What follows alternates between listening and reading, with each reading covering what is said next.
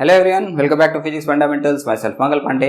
आज हम लोग स्टार्ट करेंगे लॉज ऑफ मोशन। ठीक है, तो ये डायनामिक्स का पहला चैप्टर है, इसलिए ये बहुत इंपॉर्टेंट है क्योंकि यही तुमको fundamental knowledge of forces, momentum, इन सबको नॉलेज यहीं पे मिलेगा। ठीक है, तो वैसे देखोगे तो क्वेश्चन वाइज इस पर बहुत कम क्वेश्चन आया है। कभी एक क्वेश्चन, कभी हार्डली दो क्वेश्चन, ठीक है, कभी नहीं भी रह सकता है। इसलिए ये क्वेश्चन के टर्म्स में देखोगे तो ये बहुत इंपॉर्टेंट नहीं दिखेगा, बट ये फंडामेंटल नॉलेज के लिए बहुत इंपॉर्टेंट है क्योंकि हर जगह फोर्सेस हम लोग यूज कर रहे हैं। Electrostatic force, magnetic force, gravitational force, fluid में forces, buoyancy force, viscous force, friction force, बहुत सारा फोर्सेस है, न्यूक्लियर फोर्सेस। तो फोर्स तो पूरा फंडामेंटल है फिजिक्स का, है ना। तो फोर्स का अंडरस्टैंडिंग हमको इसी चैप्टर में मिलता है, इसलिए समझ लो कि ये बहुत इंपॉर्टेंट चैप्टर बनता है। ठीक है, तो फर्स्ट लॉ में हमको कुछ जानने की जरूरत नहीं है। First law is simply law of inertia, Galileo का दिया हुआ है। तो उसमें बस ये बताते हैं कि मोमेंटम का चेंज तभी होगा जब किसी ऑब्जेक्ट पे अनबैलेंस्ड फोर्स लग रहा होगा, नॉट जीरो, अनबैलेंस्ड फोर्स लग रहा होगा। मतलब समझो कि कोई एक ऑब्जेक्ट रेस्ट पे है, ऐसे यहाँ पे रखा हुआ कोई एक ऑब्जेक्ट, ये रेस्ट पर है या यूनिफॉर्म मोशन पे है। ठीक है, तो यूनिफॉर्म मोशन का केस, उसमें भी अनबैलेंस्ड फोर्स जीरो होता है, और रेस्ट का केस, उसमें भी अनबैलेंस फोर्स जीरो होता है। अब अनबैलेंस फोर्स का मतलब सिंपल ये है कि जैसे इसको हमने अपने हाथ पे रखा है तो इस पे बहुत सारा फोर्सेस हो सकता है कि ऑलरेडी काम कर रहा हो। एक हो सकता है वेट लग रहा है, एक नॉर्मल रिएक्शन लग रहा है, और भी कोई फोर्सेस लग सकता हो सकता है एयर रेजिस्टेंस लग रहा हो, उसको बैलेंस करने के लिए फ्रिक्शन बैलेंस कर रहा है, थोड़ा सा इंक्लाइन होगा तो हो सकता है फ्रिक्शन लग रहा होगा, वेट का एक कंपोनेंट इसको पुल करना चाह रहा हो तो फ्रिक्शन बैलेंस कर रहा होगा। तो ऐसा बहुत सारा फोर्सेस इस पे एक्टिव होगा, लेकिन ओवरऑल रिजल्ट क्या है कि इसका कोई एक्सेलरेशन नहीं है, इसके मोमेंटम में चेंज नहीं आ रहा है। तो मोमेंटम में चेंज नहीं आएगा, इसका मतलब ये है कि इस पे अनबैलेंस फोर्स जीरो है। तो यही सिंपल फर्स्ट लॉ है। फर्स्ट लॉ ये बोलता है कि अगर अनबैलेंस फोर्स नहीं लग रहा है, यानी कि जीरो अनबैलेंस फोर्सेस है, तो उस केस में मोमेंटम में चेंज नहीं होगा। ठीक है, तो इसके लिए कुछ एग्जांपल्स वगैरह देख सकते हो, अदरवाइज कुछ और बात की जरूरत नहीं। तो दूसरा हम लोग आते हैं सेकंड लॉ। सेकंड लॉ बहुत इंपॉर्टेंट है क्योंकि यही फंडामेंटल नॉलेज ऑफ फोर्स देगा। सेकंड लॉ सिंपली बताता है कि अगर कहीं पे नेट अनबैलेंस्ड फोर्स है तो वो किसके बराबर होना चाहिए? Weight of change of momentum के। ठीक है, तो मोमेंटम का टर्म यहां पे न्यूटन ने इंट्रोड्यूस किया क्योंकि मोमेंटम से ही डिफाइन करना ज्यादा पॉसिबल लगा, उनको यही लगा। मोमेंटम ऐसे देखोगे तो इसका कोई फिजिकल सिग्निफिकेंस नहीं है, मास इंटू वेलोसिटी, दो टर्म को मल्टीप्लाई करके एक टर्म बना है। ये कोई फिजिकल सिग्निफिकेंस भले ही नहीं रखता है, लेकिन इससे फोर्स को डिफाइन करना, आगे प्रोसीड करना बहुत इंपॉर्टेंट लगता है। ठीक है, इनर्शिया भी देखो तो मोमेंटम से ही एक ही बार में आ गया। गैलीलियो ने 3 लॉ ऑफ इनर्शिया दिया, inertia of rest, inertia of motion, inertia of direction, लेकिन वो सिंपल एक न्यूटन का एक ही लॉ है कि मोमेंटम का change zero when F net is zero. इसी में से अगर हम लोग करते हैं एफ नेट इज जीरो तो मोमेंटम का चेंज जीरो। इसको हम लोग ब्रेक कर सकते हैं, D of M V, D D T of M V. M V is momentum, ठीक है, mass into velocity is momentum. तो इसमें हमको ज्यादा कुछ तो बोलना नहीं चाहिए, सब बहुत अच्छे से पढ़ा रखा हो। इसको एक बार डिफरेंशिएट करके देख सकते हैं। दो एक कंफ्यूजन है जो हम लोग हमेशा ये समझ लेते हैं कि Newton second law is F equal to M A, तो उस कंफ्यूजन को दूर रखना है। वैसे बहुत लोग इस चीज से क्लियर है, अब नहीं कंफ्यूज रहते हैं, लेकिन फिर भी ध्यान रखना चाहिए। और V D M upon D T, क्योंकि ऐसा होता है कि बहुत जगह वेरिएबल मास सिस्टम बन सकता है। तो मास अगर वेरिएबल होगा तो हम लोग सिर्फ वेलोसिटी को डिफरेंशिएट करके नहीं छोड़ सकते ना, u इंटू वी के फॉर्म में हम लोग को दोनों को डिफरेंशिएट करना पड़ेगा। तो M D V by D T, V को डिफरेंशिएट किए, अगली बार v को रखें और मास को डिफरेंशिएट किए तो D M upon D T. तो जब वेरिएबल मास सिस्टम रहेगा तो ये दोनों यूज करना पड़ सकता है। हो सकता है ये जीरो हो लेकिन ये काम आ रहा हो। ठीक है, तो जो भी होगा हम लोग ये दोनों को रखेंगे तो कहीं गड़बड़ी नहीं होगा। लेकिन अगर हम लोग बोले कि for a system m is constant, वैसा सिस्टम रहेगा तो एफ नेट के जगह हम लोग लिख सकते हैं M D V by D T which is M A. ठीक है, तो उस केस में हम लोग यहाँ पे इसको यूज कर सकते हैं और यूज करते ही फ्रिक्वेंटली यूज करते हैं। ठीक है, तो इसमें हमको और ज्यादा कुछ बताएंगे नहीं। फोर्स का सेकंड लॉ जो है न्यूटन का, यही सिंपल है। फोर्स के बारे में तुमको दो नॉलेज रखना है क्योंकि इसको हम लोग और जगह यूज करते हैं। जैसे ये वेरिएबल मास सिस्टम हम लोग रॉकेट प्रोपल्सन में यूज करेंगे। रॉकेट प्रोपल्सन से भी क्वेश्चन कभी आया नहीं, लेकिन उसका जो बेसिक फंडामेंटल उससे क्वेश्चन आया, उसका जो वेलोसिटी वगैरह का रिलेशन वो भी निकालेंगे, क्या यूज करते हैं नहीं करते हैं, कैसे सिस्टम पे आएगा वो भी देख सकते हैं। लेकिन उस तरीके से क्वेश्चन नीट पे नहीं आता है। नीट पे किसी इंस्टेंट पे पूछ देगा कि हाँ इस इंस्टेंट पे क्या होना चाहिए, या उसको प्रोजेक्ट करना है इस वेलोसिटी से इस एक्सेलरेशन से तो क्या रेट ऑफ फ्यूल इजेक्शन होना चाहिए। तो इन सब पे बहुत फ्लैट क्वेश्चन रहा है, ठीक है। तो खैर वो सब देखेंगे। तो इसमें सबसे इंपॉर्टेंट हमको बात दिखता है ये कि यही कि अगर एफ नेट 0 हो तो dp अपॉन dt भी 0 होगा, यानी कि dp भी 0 होगा। dp 0 होने का मतलब मोमेंटम चेंज नहीं होगा। तो इसी से बनता है कंजर्वेशन ऑफ लीनियर मोमेंटम।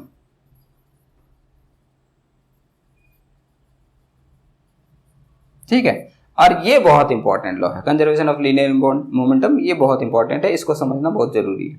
ठीक है, तो इसमें हम लोग बहुत सारा चीज पढ़ेंगे, recoiling of gun, explosion of any particle, फिर प्रोजेक्टाइल में भी पढ़ते हैं कि प्रोजेक्टाइल में जो प्रोजेक्टाइल है पार्टिकल है वो एक्सप्लोड कर जाए समवेयर, उस पर खास करके टॉप पॉइंट पे ही एक्सप्लोजन रहता है, बीच में और भी कहीं कर सकते हैं लेकिन थोड़ा सा और कॉम्प्लेक्स हो जाता है, तो टॉप पॉइंट पे एक्सप्लोड करके देख लेंगे। तो वैसे एक्सप्लोजन में क्या हो सकता है, कहीं कोई ऑब्जेक्ट रेस्ट में उस पर एक्सप्लोड हो जाए तो क्या हो जाएगा। ठीक है, तो इन सबको मिला जुला के देखेंगे। पहला बात यहाँ पे एक चीज समझना है कि अगर नेट फोर्स 0 है तो मोमेंटम का चेंज नहीं होगा। अब मोमेंटम ऑब्जेक्ट और सिस्टम इन दोनों को पूरे ध्यान से समझना है कि कोई एक ऑब्जेक्ट क्या है और एक सिस्टम क्या है, सिस्टम ऑफ ऑब्जेक्ट्स। इन दोनों बात को ध्यान से समझोगे तो हमेशा इस चीज को अप्लाई कर सकोगे। ठीक है, बहुत सारा चीज तुमको मिलेगा कि हो सकता है कि जो इंडिविजुअल ऑब्जेक्ट दिख रहा हो उसमें मोमेंटम का चेंज दिख रहा है। जैसे कि मान लो कि ये पेन और ये कैप है, ये दो ऐसे क्लोज्ड है और सडनली इस पे एक इसके अंदर में कोई एक छोटा सा एक्सप्लोजन हुआ और इसका कैप दूर जाने लगा, तो इधर वाला पेन भी इधर जाने लगेगा, दोनों में मोमेंटम आ जाएगा। तो अगर तुम एक इंडिविजुअल ऑब्जेक्ट को देख रहे हो, इस ऑब्जेक्ट को, तो इसमें हमको दिख रहा है कि मोमेंटम डेवलप हुआ, लेकिन हमने तो कोई बाहर से फोर्स नहीं लगाया। तो इसमें मोमेंटम कैसे डेवलप हुआ, क्योंकि फोर्स इंटरनली डेवलप हुआ है। लेकिन इंटरनल फोर्स जो है किसी इंडिविजुअल ऑब्जेक्ट पे कुछ इफेक्ट ला सकता है, उसका मोमेंटम को चेंज कर सकता है, लेकिन ओवरऑल सिस्टम पे कोई इफेक्ट नहीं पड़ता है। जैसे कि समझो कि हम वेइंग मशीन पे खड़े हैं और अपने सर पे प्रेस करें तो क्या मेरा वेट बढ़ जाएगा? नहीं होगा ना, क्योंकि हम एक इंटरनल फोर्स डेवलप कर रहे हैं। तो इंटरनल फोर्स ऐसा नहीं है ना कि नीचे में हमारा फोर्स बढ़ने लग जाए, है ना।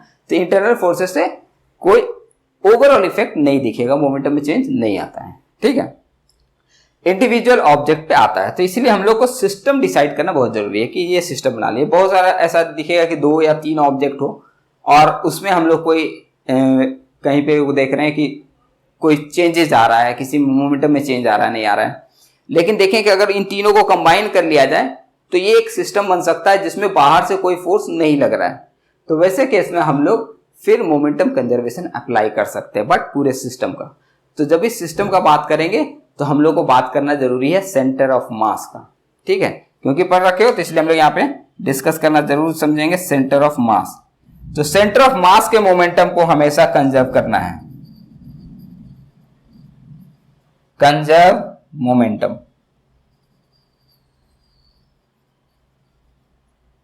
फॉर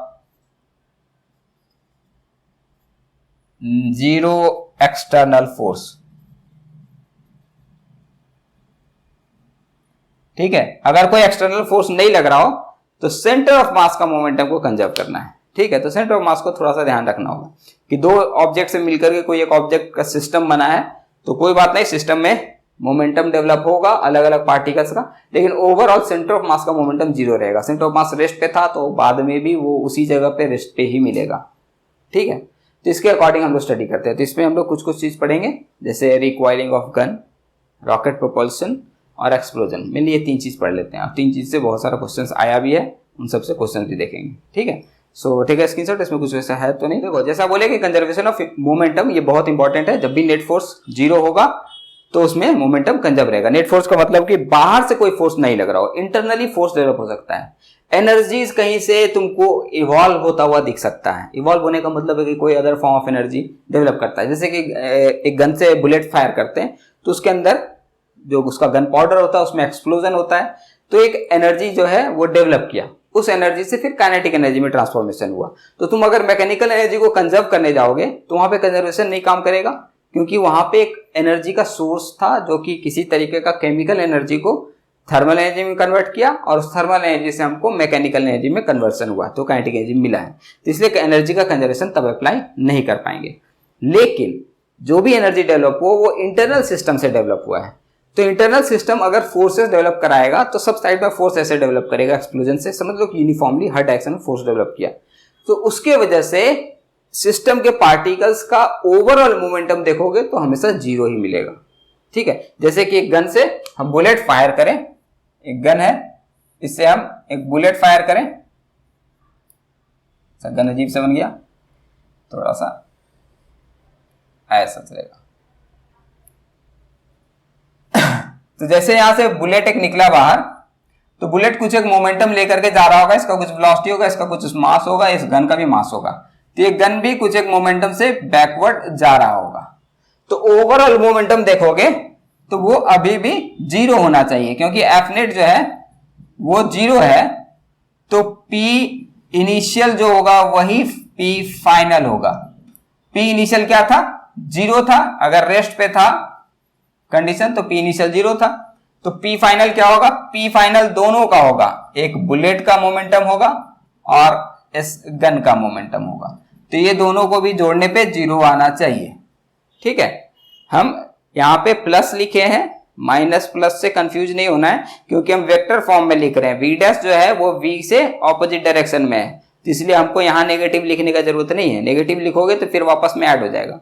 बट हम लोग जानते हैं जब मैग्नीट्यूड निकालना होता है तो ये मोमेंटम बराबर कर देते हैं। सिंपल सा बात हम लोग ये यूज करते हैं कि M V is equal to M V dash होना चाहिए, तो ये यूज करते हैं। ये सिंपल मैग्नीट्यूड्स को कोरिलेट करते हैं, लेकिन ये वेक्टर फॉर्म में है तो इसलिए हम लोग को ऐसे लिखना पड़ेगा। ठीक है, तो इससे कोई कंफ्यूजन नहीं हो, वेक्टर फॉर्म में ऐसे लिखेंगे, वैसे स्केलर फॉर्म में ये लिख देंगे, सिंपल मैग्नीट्यूड का कोरिलेशन कर देंगे। क्योंकि अब जो यहाँ पे मोमेंटम का चेंज हो रहा है तो इसको भी कुछ मोमेंटम मिल रहा है, इसको भी कुछ मोमेंटम मिल रहा है। ठीक है, और ये बात अभी बताएं कि सेंटर ऑफ मास का मोमेंटम जो है वो कंजर्व रहता है, यानी कि सेंटर ऑफ मास में कोई मोमेंटम डेवलप नहीं होना चाहिए अगर इंटरनल फोर्सेस आ रहा है तो अगर सेंटर ऑफ मास का मोमेंटम चेंज नहीं होगा तो सेंटर ऑफ मास अपना उसी जगह पे रहेगा जिस जगह पे था। मान लो इस गन और बुलेट का जो सेंटर ऑफ मास है कहीं पे, ये एक बुलेट है, गन है, इसको मान लेते हैं एम, और एक स्मॉल एम मान लेते हैं इसको। ये दो पॉइंट मास सिस्टम में हम कन्वर्ट कर दिए गन को और बुलेट को। इन दोनों का सेंटर ऑफ मास समवेयर मान लिए यहां पर है। ठीक है, तो ये कुछ एक वेलोसिटी से इधर जाने लगा, ये v से जा रहा है, और ये कुछ एक वेलोसिटी से इधर जाने लगा v डैश से। ठीक है, ये इससे ज्यादा होना चाहिए, काफी ज्यादा दिखता है। ठीक है, तो इन दोनों की वजह से सेंटर ऑफ मास अपने जगह पे रहेगा, वेलोसिटी ऐसे ऑर्डर में रहेगा कि सेंटर ऑफ मास अपने जगह से खिसके नहीं, है ना। तो जैसे हम लोग जिस सेंटर ऑफ मास में निकालते हैं m1 r1 m2 r2, जैसे बैलेंसिंग करते हैं कि मास, ये जो सेंटर ऑफ मास होता है वो डिस्टेंस के रेशियो में उसी तरह से डिस्ट्रीब्यूट होता है जैसा मास हो। इधर का मास ज्यादा है तो इधर से डिस्टेंस उतना ही क्लोज होगा सेंटर ऑफ मास का। तो उसी तरीके से फिर डिफरेंशिएट करते हैं तो वेलोसिटी का रिलेशन मिलता है। तो जैसे मास का रिलेशन होगा, मींस मास के जैसे इनवर्स रेशियो पे सेंटर ऑफ मास का पोजीशन डिपेंड करता है, वैसे ही इनवर्स रेशियो पे वेलोसिटी भी डिपेंड करता है। जो छोटा वाला ऑब्जेक्ट होगा वो ज्यादा वेलोसिटी से चल रहा होगा, तो बड़ा वाला ऑब्जेक्ट उतने कम वेलोसिटी चलेगा। जितना मास उसका कम होगा, जितने टाइम्स। अगर मान लो ये बुलेट जो है वो बुलेट से जो गन है वो मान लो कि 100 गुना हैवी है, तो बुलेट को जो वेलोसिटी मिलेगा उससे 100 टाइम्स कम वेलोसिटी इसका होगा। अगर ये 100 मीटर पर सेकंड से बुलेट फायर होगा तो ये 1 मीटर पर सेकंड से गन रिकॉइल करेगा। तो ये सिंपल रेशियो समझ सकते हो गन और बुलेट का। ठीक है, तो इसमें रिकॉइल में बहुत ज्यादा कुछ नहीं है, ज्यादा समझो तो। दूसरा हो जाता है यहाँ पे हम लोग एक्सप्लोजन। तो एक्सप्लोजन जब होता है तो वो भी क्या होता है, इंटरनल सिस्टम है, इंटरनल एनर्जी डेवलप किया है, इंटरनल फोर्सेस बन रहा है, तो उससे ऑब्जेक्ट्स ब्रेक करके मूव कर रहा है तो मोमेंटम मिल रहा है। लेकिन फिर से मोमेंटम देखोगे तो सब का मोमेंटम 0 होना चाहिए। मान लो कि कोई एक ऑब्जेक्ट था, ये एक्सप्लोड कर गया और इसमें बहुत सारा फ्रैगमेंट्स बना है, ठीक है, और सब अलग अलग वेलोसिटी से किधर भी जा सकता है। मान लो ये m1 है, m2 है, इसका वेलोसिटी v1 है, इसका वेलोसिटी v2 है, इसका वेलोसिटी v3 है, m3 है एंड सो ऑन। तो बात वही रहेगा कि अगर ये शुरुआत में रेस्ट पर था तो फिर से p इनिशियल जो भी था वही p फाइनल रहेगा और जो कि 0 होना चाहिए, क्योंकि पहले रेस्ट पे था तो अभी भी मोमेंटम 0 ही होगा। रेस्ट पे नहीं होगा पार्टिकल्स, लेकिन मोमेंटम 0 होगा, यानी सेंटर ऑफ मास अभी भी रेस्ट पर होगा। तो इसका मतलब क्या हो गया कि सभी का मोमेंटम देखा जाए m1 v1 plus m2 v2 plus m3 v3, इस तरीके से सभी के मोमेंटम को ऐड करोगे तो सब 0 आना चाहिए, ठीक है। तो इस पे क्वेश्चन रहता है, कभी 2 ब्लॉक 3 ब्लॉक का सिस्टम बना लिया, मीन्स कोई एक ऑब्जेक्ट है वो एक्सप्लोड कर गया 3 पार्ट में, 2 पार्ट में, 4 पार्ट में, तो फिर 2-3 का अगर तुमको वेलोसिटी कंपोनेंट्स दिया हुआ है तो किसी और फोर्थ वाले टर्म का हो सकता है निकालना रहा, तो इसमें जो भी मिसिंग टर्म्स रहेगा वो हम लोग कैलकुलेट कर सकते हैं। इसमें मान लो बहुत सारा टर्म है, एक टर्म मिसिंग है, तो उसको हम लोग इससे कैलकुलेट करके निकाल सकते हैं, क्योंकि हमको पता होगा कि सब मिलकर के 0 आना चाहिए। तो इस पे भी कुछ क्वेश्चंस आया रखा है, तो इन सबको भी हम लोग मिला के देखेंगे। और एक इंपॉर्टेंट है इसमें रॉकेट प्रोपल्शन, इंपॉर्टेंट है समझने के लिए, क्वेश्चन इनसे भी नहीं आया है, बहुत फ्लैट क्वेश्चन आता है, लेकिन फिर भी समझेंगे कि इसमें क्या होता है नहीं होता है, ठीक है। So take a screenshot. Rocket propulsion भी कंजर्वेशन ऑफ मोमेंटम पे बेस्ड है, यानी कि यहाँ पर भी मोमेंटम कंजर्व रहता है, यहाँ भी जो कंबशन होता है वो इंटरनल एनर्जी डेवलप करता है, उससे काइनेटिक एनर्जी में इंक्रीज होगा, बट ओवरऑल सिस्टम का मोमेंटम जो वो चेंज नहीं होगा, सेंटर ऑफ मास अभी भी रेस्ट पे ही रहेगा, ठीक है।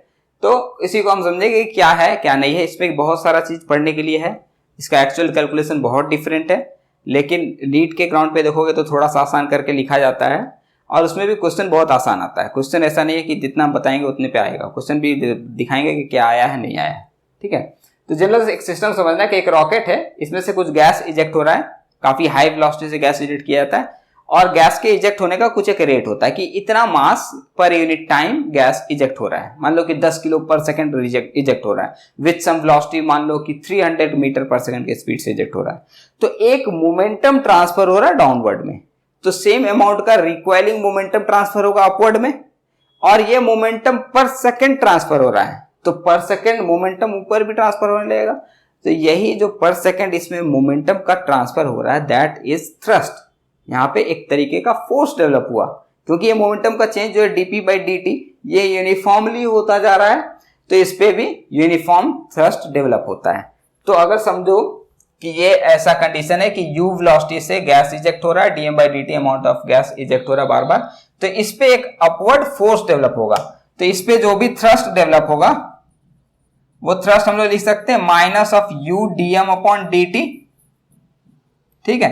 क्यों सिंपल समझो, क्योंकि हम लोग क्या लिखते हैं, जो भी फोर्स डेवलप होता है, मोमेंटम का जो चेंज होगा, फोर्स के लिए हम लोग क्या लिखते हैं dp/dt, तो मोमेंटम का चेंज, तो मोमेंटम का चेंज हम लोग u dm/dt, और अगर u को कांस्टेंट मारना है तो m du/dt लिखने की जरूरत नहीं है, u को हम लोग कांस्टेंट माने हैं, तो ये एक थ्रस्ट इस पे लगने लगता है, ठीक है। तो अब समझो कि सिस्टम क्या है कि एक ऑब्जेक्ट है, इस पे एक अपवर्ड फोर्स लग रहा है, and that force is u dm/dt। Magnitude wise बात करोगे तो u dm, नेगेटिव साइन बस इसलिए लिख रहे हैं क्योंकि u जो है वो डाउनवर्ड है, ठीक है, u के टर्म्स पे लिख रहे हैं इसलिए नेगेटिव लिख रहे हैं। तो ये उस पे अब नेट फोर्स का बात किया जाएगा, तो एफ नेट जो होगा वो हो जाएगा u dm/dt, ये फोर्स लगा ऊपर की तरफ, लेकिन इसको वेट को भी ओवरकम करना होगा, वेट भी डाउनवर्ड लग रहा है ना, तो वेट को ओवरकम करने के बाद ये फोर्स डेवलप होता है। तो ये तुमको एक रिलेशन याद रखना है, इसमें ही हम लोग चेंज करके लिख सकते हैं, F = ma लिख दें तो a के जगह लिख सकते हैं, m को इधर डिवाइड कर दें तो u/m dm/dt, और यहाँ पे ये माइनस g। तो ये एक एक्सेलरेशन का रिलेशन तुमको याद रखना चाहिए जो जरूरत पड़ता है। और अगर फ्री स्पेस में बात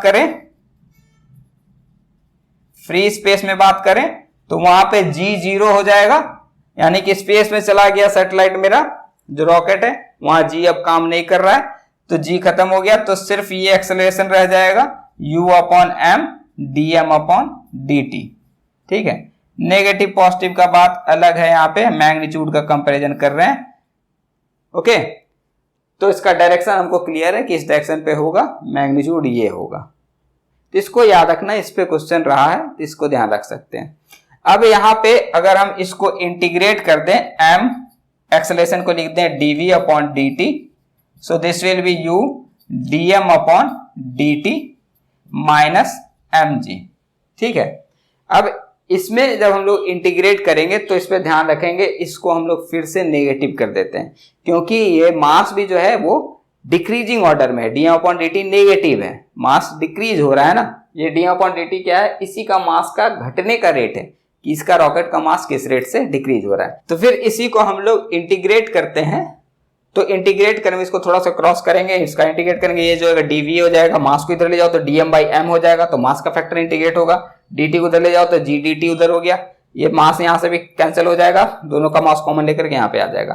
फिर यहाँ dv हो गया तो वेलोसिटी का इंटीग्रेशन, यहाँ dm बाई एम का इंटीग्रेशन, यहाँ gt का इंटीग्रेशन। तो इसको इंटीग्रेट करने के बाद हम लोग को वेलोसिटी निकल जाता है। इसको एक बार लिख सकते हैं कि ये क्या हो गया, इंटीग्रेशन dv का integration is equal to u 1 upon m dm का इंटीग्रेशन और माइनस m तो कैंसिल हो गया g dt का इंटीग्रेशन।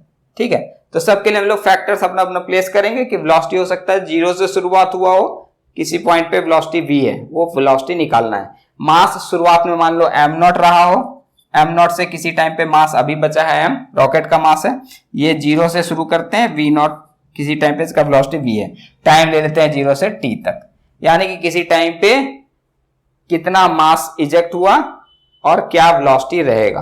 तो इसके लिए हम लोग इंटीग्रेशन करके ला सकते हैं। अब ये देखते हैं कि 1 बाई एम का इंटीग्रेशन आता है लॉग में, तो ये तुम नहीं भी याद रखो कि ये फाइनल वेलोसिटी क्या होता है, तो इसको इंटीग्रेट करना बहुत आसान है। 1 बाई एम का इंटीग्रेशन होता है लॉग में, तो v जो आएगा वो हो जाएगा u इंटू लॉग, लॉग के जगह ln लिखेंगे क्योंकि स्टैंडर्ड हो गया, या लॉग ईवीएस लिख सकते हैं, m naught upon m, m naught upon m minus इसलिए रहा, ये आएगा m upon m not, minus है इसलिए इसको कन्वर्ट करके m नॉट अपॉन m, तो ln m naught upon m और माइनस gt। ठीक है, तो ये वेलोसिटी का रिलेशन आता है किसी रॉकेट का, किसी t टाइम के बाद ये वेलोसिटी होगा। अब यहां पे फिर से अगर हम लोग बात करें कि ये जो भी प्रपोजन कर रहे हैं ये फ्री स्पेस में कर रहे हैं, तो फिर इस g को भूल जाओ, तो सिर्फ ये वाला टर्म लिख सकते हैं कि ये फ्री स्पेस में बात किया जाए, यानी ग्रेविटी फ्री स्पेस हुआ, तो velocity will be equal to u ln m naught upon m। ठीक है, तो मेनली बता रहे तुमको ये एक्सेलरेशन वाला ही चीज याद रखने का जरूरत है, इस पे ही क्वेश्चन आया है और आता भी है। और कभी कभी हम लोग इन सब का भी जरूरत नहीं पड़ेगा, सिर्फ ये फोर्स को जरूरत कर सकते हैं कि ये थ्रस्ट, इसको भी ध्यान रखना है कि ये थ्रस्ट लगता है और ये एक्सेलरेशन डेवलप होता है, और मैक्सिमम केस में तुमको ये वेलोसिटी याद रखना पड़ सकता है और ये एफनेट पे भी यूज कर सकते हो। So this is about rocket propulsion. ठीक है, तो मिला जुला के बहुत सारा टॉपिक हो गया है, और खास करके इसमें हो गया कंजर्वेशन ऑफ मोमेंटम, इसमें बहुत सारा चीज़ है। ठीक है, तो इस पर कुछ न्यूमेरिकल्स जो है, न्यूमेरिकल्स बहुत सारा आया है, तो सबको हम लोग देख लेते हैं। Okay, take a screenshot. तो देखते हैं इम्पल्स। ठीक है, तो ये पूरा मोमेंटम का एक पार्ट है कंजर्वेशन ऑफ मोमेंटम, जिसमें rocket propulsion, recoil of gun, फिर और भी सिस्टम बन सकता है जिसमें मोमेंटम कंजर्व किया जा सके सेंटर ऑफ मास को देख करके, सेंटर ऑफ मास का मूवमेंट को देख करके। फिर आएगा इम्पल्स। इम्पल्स एक शॉर्ट टर्म फोर्स है जो एक मोमेंटम राइज कराता है, मीन्स इंक्रीज इन मोमेंटम देता है। सिंपल समझ सकते हो कि कहीं पर एक छोटा सा धक्का लगा, किसी को हम एक हल्का धक्का लिए, तो वो हम एक शॉर्ट टर्म के लिए उस पर कुछ फोर्स ट्रांसफर किए, उसकी वजह से उसमें कुछ मोमेंटम डेवलप करेगा। अगर रेस्ट पे था तो कुछ मोमेंटम से चलने लगेगा, या हो सकता है कोई ऑब्जेक्ट आ रहा हो मेरे पास और मेरा मोमेंटम, मेरा जो इम्पल्स है उसको, उसके मोमेंटम को स्टॉप किया, या उसको कम कर दिया, या उसको इंक्रीज कर सकता है इन द सेम डायरेक्शन चला तो। और किसी एंगल पर रहा तो हो सकता है उसका मोमेंटम किसी और डायरेक्शन पे और हमने इम्पल्स उस पर किसी और डायरेक्शन पे दिया तो किसी एंगल में बेंड कर जाएगा। परपेंडिकुलरली देंगे तो उसका वेलोसिटी नहीं चेंज हो, मोमेंटम का मैग्नीट्यूड नहीं चेंज हो, लेकिन हो सकता है कि उसका डायरेक्शन ऑफ मोशन चेंज हो जाए। तो ये सब इम्पल्स कर सकता है। इम्पल्स में सिंपली क्या है, इस डायग्राम को थोड़ा सा ध्यान रखना है कि एक शॉर्ट टर्म फोर्स डेवलप किए हम, ये force with respect to time है। तो देखो क्या हो रहा है कि हमने कुछ एक शॉर्ट टर्म इंटरवल लिया, मान लीजिए कि T1 से T2 जो कि बहुत छोटा है, डेल्टा टी टाइम लगा। तो इस टाइम इंटरवल में हम फोर्स दिए, फोर्स वेरिएबल नेचर का है। जैसे हम किसी को धक्का लगाते हैं तो फोर्स वेरिएबल नेचर का होता है। जैसे कोलिजन होता है, समझ लो कि एक ऑब्जेक्ट से दूसरा ऑब्जेक्ट आकर के कोलाइड किया, ठीक है। जब ये टक्कर होता है तो वास्तव में क्या होता है, जैसे कि मान लो कि ये आ रहा था पीछे से v वेलोसिटी से और ये रेस्ट पर था, ठीक है। ये आया और आकर के इससे टक्कर किया। तो जब इससे टक्कर होगा तो होता क्या है कि ये एक दूसरे पे फोर्स ट्रांसफर करता है। फोर्स ट्रांसफर करने से क्या होगा, ये उस पे फोर्स ट्रांसफर करेगा, वो इस पे फोर्स ट्रांसफर करेगा। तो इसमें थोड़ा सा स्ट्रक्चरल डिफॉर्मिटीज डेवलप होता है ना। साथ ही साथ ये आगे भी चलने लगा होगा और साथ ही साथ क्या होगा, इसमें स्ट्रक्चर में कुछ डिफॉर्मेशन डेवलप हो जाएगा, कंप्रेस हो जाएगा, फिर एलोंगेट होगा, फिर मूव करेगा। तो फिर जब ये कंप्रेस हुआ यानी कि बहुत फोर्सेस इस पे काम कर रहा है जो कि इसको कंप्रेस कर दिया है। फिर जब धीरे धीरे इलोंगेट हो जाएगा यानी कि अब जो इनके बीच का इंटरैक्टिव फोर्स है उसका मैग्नीट्यूड कम होने लगा है, तो धीरे धीरे ये अपने शेप में आएगा और फिर दोनों का कांटेक्ट ब्रेक हो जाएगा। फिर ये कुछ हाई वेलोसिटी से चलने लगेगा और इसका वेलोसिटी थोड़ा कम रहेगा, या तो रुक जाएगा या तो पीछे चलने लगेगा या फिर आगे ही चलेगा लेकिन इससे कम वेलोसिटी चलेगा। तो दोनों के बीच का सेपरेशन फिर बढ़ने लगेगा। ये कोलिजन में होता है जनरली। फिर ये परफेक्टली इलास्टिक होगा तो साथ में चिपका रह जाता है, वो अलग बात है।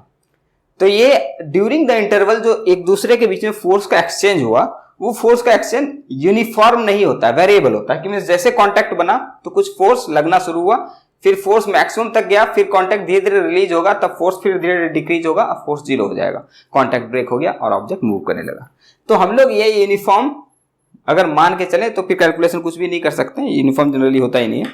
तो हम लोग इसमें क्या करते हैं कि एक वेरिएबल नेचर मान लिए, लेकिन अब हमको चाहिए कि इसका इफेक्ट क्या है, बस वो स्टडी हो जाए। क्योंकि अब ये वेरिएबल है तो इसको ऐसे पता कर पाना मुश्किल है, समझ रहे हो कि ये कितना फोर्स, क्या इसका एक्टिविटी हुआ, कितने एनर्जी का चेंज लाएगा या नहीं लाएगा, ये सब पता करना थोड़ा मुश्किल है। क्योंकि ये डायग्राम एग्जैक्टली प्लॉट करना मुश्किल है। ये हम एक रफली डायग्राम बना सकते हैं बट ये एग्जैक्ट बनाना पॉसिबल नहीं है। लेकिन ये चीज पॉसिबल हमको पता है कि F होता है dp/dt, ठीक है। तो अगर dt को इधर ले आओ तो हम ये लिख सकते हैं F.dt is equal to dp। अब इसको हम इंटीग्रेट कर दें तो हमको ये पता हो कि मान लो कि T1 से लेकर के T2 टाइम तक कोई फोर्स काम कर रहा था, ठीक है। फोर्स वेरिएबल नेचर है, फोर्स का फंक्शन बने तो बने ठीक है, नहीं बने तो भी ठीक है। लेकिन मोमेंटम में क्या चेंज आया वो हमको पता है। P1 से मान लो मोमेंटम P2 तक चेंज होकर के बन गया। मोमेंटम जो भी पहले P1 था अब P2 हो गया, तो मोमेंटम का चेंज हमको पता है। यानी कि हम लोग फोर्स का भले कुछ नहीं कर सकें लेकिन इसका इंटीग्रेशन कर सकते हैं, इसका एरिया निकाल सकते हैं, और वो कुछ और नहीं, वो डेल्टा P आएगा, चेंज इन मोमेंटम।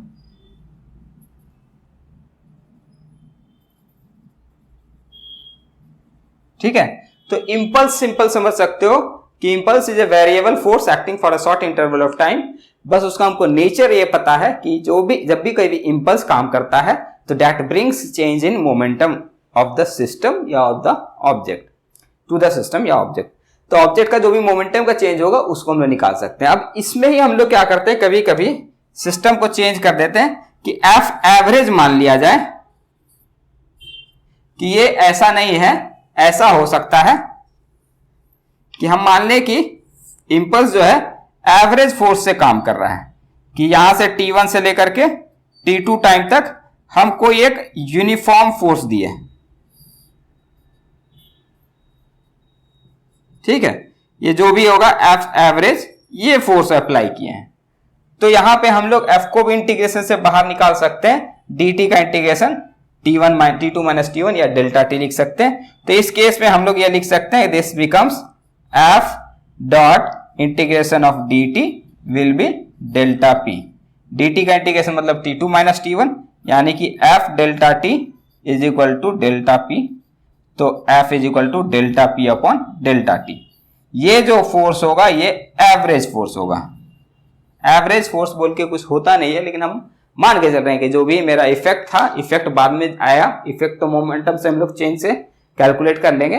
तो कितना एवरेज फोर्स अगर लगाया जाए इतने ही टाइम इंटरवल के लिए, तो एवरेज फोर्स कितना होना चाहिए, तो वो हम लोग इसके अकॉर्डिंग कैलकुलेट कर सकते हैं। ठीक है, तो मिला जुला के बहुत सारा टॉपिक हो गया है, ये सब मोमेंटम का बात है, इन सब में मोमेंटम इन्वॉल्व है। तो मोमेंटम बहुत बड़ा टर्म है, भले वो फिजिकली कोई इंपॉर्टेंस नहीं रखता हो, लेकिन बहुत बड़ा टर्म है। तो उस पर क्वेश्चन भी बहुत सारा आया हुआ है, तो हम एक एक करके सारा क्वेश्चन अभी स्टार्ट करते हैं। ठीक है, सो टेक अ स्क्रीनशॉट। चलो पहला क्वेश्चन देखो, the force F acting on a particle of mass m is indicated by the force time diagram as shown. The change in moment of the particle over the time interval from 0 to 8 second is. ये पूरा एक time interval पे कुछ force काम कर रहा है, कभी पॉजिटिव डायरेक्शन में फोर्स है, कभी नेगेटिव डायरेक्शन में फोर्स है, कुछ ऐसा है फिर ऐसा है, ये सब है डायग्राम जैसा बन गया। ठीक है, तो यहां पर कुछ पॉजिटिव एरिया बन रहा है, हमको यह भी देखे कि F और टाइम है, तो F डॉट डी टी का अगर इंटीग्रेट करोगे तो हमको इससे डेल्टा P मिलता है। यही पूछा है ना कि मोमेंटम में क्या चेंज आएगा, momentum of the change of momentum over the time period. तो यहां पे हमको इंटीग्रेट करने का मतलब है कि एरिया भी निकाल सकते हैं। इंटीग्रेशन के लिए बताए थे कि फंक्शन का इंटीग्रेशन करना हो with respect to the same function जिसके अकॉर्डिंग हमको यहाँ इंटीग्रेट करना है, तो वो हम लोग एरिया से भी कैलकुलेट कर सकते हैं। बट यहाँ पे थोड़ा सा बस ध्यान रखना है कि एरिया लिख रहे हैं तो ये जो एक्स एक्सिस अबव में है वो पॉजिटिव एरिया है, जो डाउन पे है वो नेगेटिव एरिया है। यहाँ पे फोर्स उल्टे डायरेक्शन पे काम करने लगा। शुरुआत में जो फोर्स जिधर काम कर रहा, मान लो पॉजिटिव एक्स एक्सिस की तरफ काम कर रहा है, तो थोड़े समय के बाद वो नेगेटिव एक्स एक्सिस पे काम करने लगा। फोर्स नेगेटिव होने का मतलब है कि डायरेक्शन उल्टा हो गया, जिधर पहले दिया जा रहा था उधर एक्सेलरेट करने लगा, फिर उल्टा देने लगा तो थोड़े समय के लिए ब्रेक लगने लगा, फिर फॉरवर्ड में देने लगे तो फिर फॉरवर्ड में चलने लगा। तो धीरे धीरे उसका मोमेंटम में चेंज आएगा, तो जो भी टोटल चेंज होगा वो हम लोग सिंपल एरिया से निकाल सकते हैं। तो एरिया के लिए हमको सारा कंपोनेंट चाहिए, ये 6 माइनस 3, ये हो गया 3, ये 6 है तो काफी ऊपर तक जाएगा,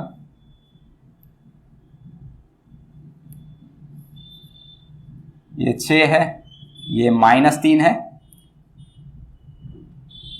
तो ये सारा मैग्नीट्यूड्स के बारे में आइडिया हो गया।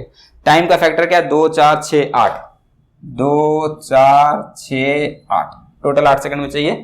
तो ये डेल्टा पी इसका इंटीग्रेशन यानी कि ये सिंपल एरिया से मिल जाएगा। तो एरिया क्या हो गया, पहला हो गया triangle, half into base, base हो गया 2 सेकंड का, यूनिट सही है, सेकंड और न्यूटन, इंटू हाइट, हाइट हो गया कितना 6 न्यूटन का। ठीक है, प्लस इसका ऊपर वाले ट्रायंगल का देखेंगे तो हाफ इंटू 4 से 8 सेकंड यानी कि 4 सेकंड, और हाइट कितना हो गया 3 न्यूटन का, सॉरी हाफ ले रहे रेक्टेंगल है। और फिर ये छोटा वाला रेक्टेंगल जो कि नेगेटिव में है, उसमें भी कितना टाइम है 2 सेकंड का और माइनस 3 न्यूटन का, माइनस बाहर लिख चुके हैं इसलिए वहां पे 3 न्यूटन लिख रहे हैं। इन सबको बस ऐड करना है, तो 3 इंटू 2 6 और ये हो गया 6, 6 6 12 newton. So delta P will be equal to 12 newton second. तो 12 न्यूटन सेकेंड का मोमेंटम का चेंज होगा। तो आसान है, चीजों को समझना है कि क्या कहां से आ सकता है। तो जैसे ये चीज तुमको ध्यान रखना है, ये अब चाहे इंपल्स का बात करें, चाहे कहीं पे यूनिफॉर्म नॉन यूनिफॉर्म जो भी फोर्सेस काम कर रहा हो, कुछ इंटरवल में फोर्स काम कर रहा है, तो हम लोग ये भी निकाल सकते हैं इंटीग्रेट करके। ठीक है, take an screenshot. Next question है, a stone is dropped from a height h, it hits the ground with a certain momentum p. If the same stone is dropped from a height 100% more than the previous height, the momentum when it hits the ground will change by. मतलब बोल रहा है कि कोई एक object है, उसको हम किसी एक h हाइट से ड्रॉप किए, ठीक है, तो यहां ड्रॉप किए तो कुछ इसके पास मोमेंटम होगा, मान लिए p1, ठीक है।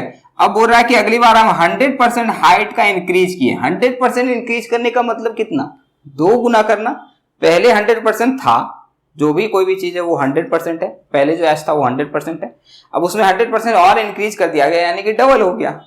ठीक है, तो डबल हाइट से अब ड्रॉप किया गया इस ऑब्जेक्ट को, तो इसके पास जो मोमेंटम होगा वो मोमेंटम का मैग्नीट्यूड बताना है, किसके टर्म्स पे कितना ज्यादा होगा। ठीक है, तो यहां हाइट बढ़ाओगे तो पोटेंशियल एनर्जी बढ़ेगा सेम फैक्टर पे। अगर यहां पे हम लोग u1 मान ले पोटेंशियल एनर्जी, यहां u2 मान ले, तो this u2 is equal to 2u1, क्योंकि हाइट डबल है तो पोटेंशियल एनर्जी भी डबल होगा। देखो एनर्जी वगैरह सब यूज करेंगे क्योंकि सब पड़ा हुआ है, ठीक है। जो चीज एनर्जी से अच्छे से बनेगा एनर्जी से ही चलाएंगे। अदरवाइज काइनेमेटिक्स लगाएंगे, वेलोसिटी वगैरह, तो थोड़ा सा लेंथी काम है। ये बहुत आसान होता है एनर्जी को यूटिलाइज करना, ठीक है, इसलिए उसी के अकॉर्डिंग प्रोसीड करते हैं। तो ये एनर्जी जब ये ग्राउंड पे है तो सारा पोटेंशियल एनर्जी जीरो, इसको अपना रेफरेंस मानो तो दोनों में पोटेंशियल एनर्जी जीरो हो गया। तो इसीलिए जब ये पहुंचा तो इसके पास मान लो काइनेटिक एनर्जी 1 और ये काइनेटिक एनर्जी 2 हो गया। तो काइनेटिक एनर्जी का भी वही रिलेशन मिलेगा, है ना, क्योंकि जो पोटेंशियल एनर्जी था वही कन्वर्ट होकर के काइनेटिक एनर्जी बना है। तो काइनेटिक एनर्जी में भी वही रिलेशन मिलेगा। और काइनेटिक एनर्जी और मोमेंटम रिलेशन है कि P is equal to under root 2m ke, ठीक है। काइनेटिक एनर्जी होता है हाफ mv स्क्वायर, एक बार थोड़ा सा इसको चेंज कर सकते हैं। काइनेटिक एनर्जी होता है half mv square, mv square चाहिए तो इसमें एक और m मल्टीप्लाई कर दो तो हम लोग लिख सकते हैं mv का होल स्क्वायर अपॉन m, ठीक है। mv का स्क्वायर, ये 2k को इधर मल्टीप्लाई में ले आओ, ये काइनेटिक एनर्जी है तो ये आ जाएगा 2m into kinetic energy is equal to mv हो गया मोमेंटम इसका स्क्वायर, तो momentum will be equal to under root 2m ke, ठीक है। तो ये रिलेशन बहुत जगह यूज करना पड़ता है मोमेंटम काइनेटिक एनर्जी का कन्वर्सन का, तो ये याद रखना चाहिए। तो काइनेटिक एनर्जी है तो हम यहां पे लिख सकते हैं 2m kinetic energy, sorry momentum चाहिए, काइनेटिक एनर्जी है मेरे पास, मोमेंटम चाहिए मोमेंटम का रिलेशन चाहिए। तो काइनेटिक एनर्जी की जगह हम लोग लिख सकते हैं p स्क्वायर बाई 2m, तो ये हो गया p2 स्क्वायर बाई 2m और ये हो गया 2 into p1 square by 2m दोनों के लिए कैंसिल हो जाएगा और हमको p2 ही चाहिए ना, so p2 will be equal to root 2 into p1। Root 2 का मतलब 1.414 p1।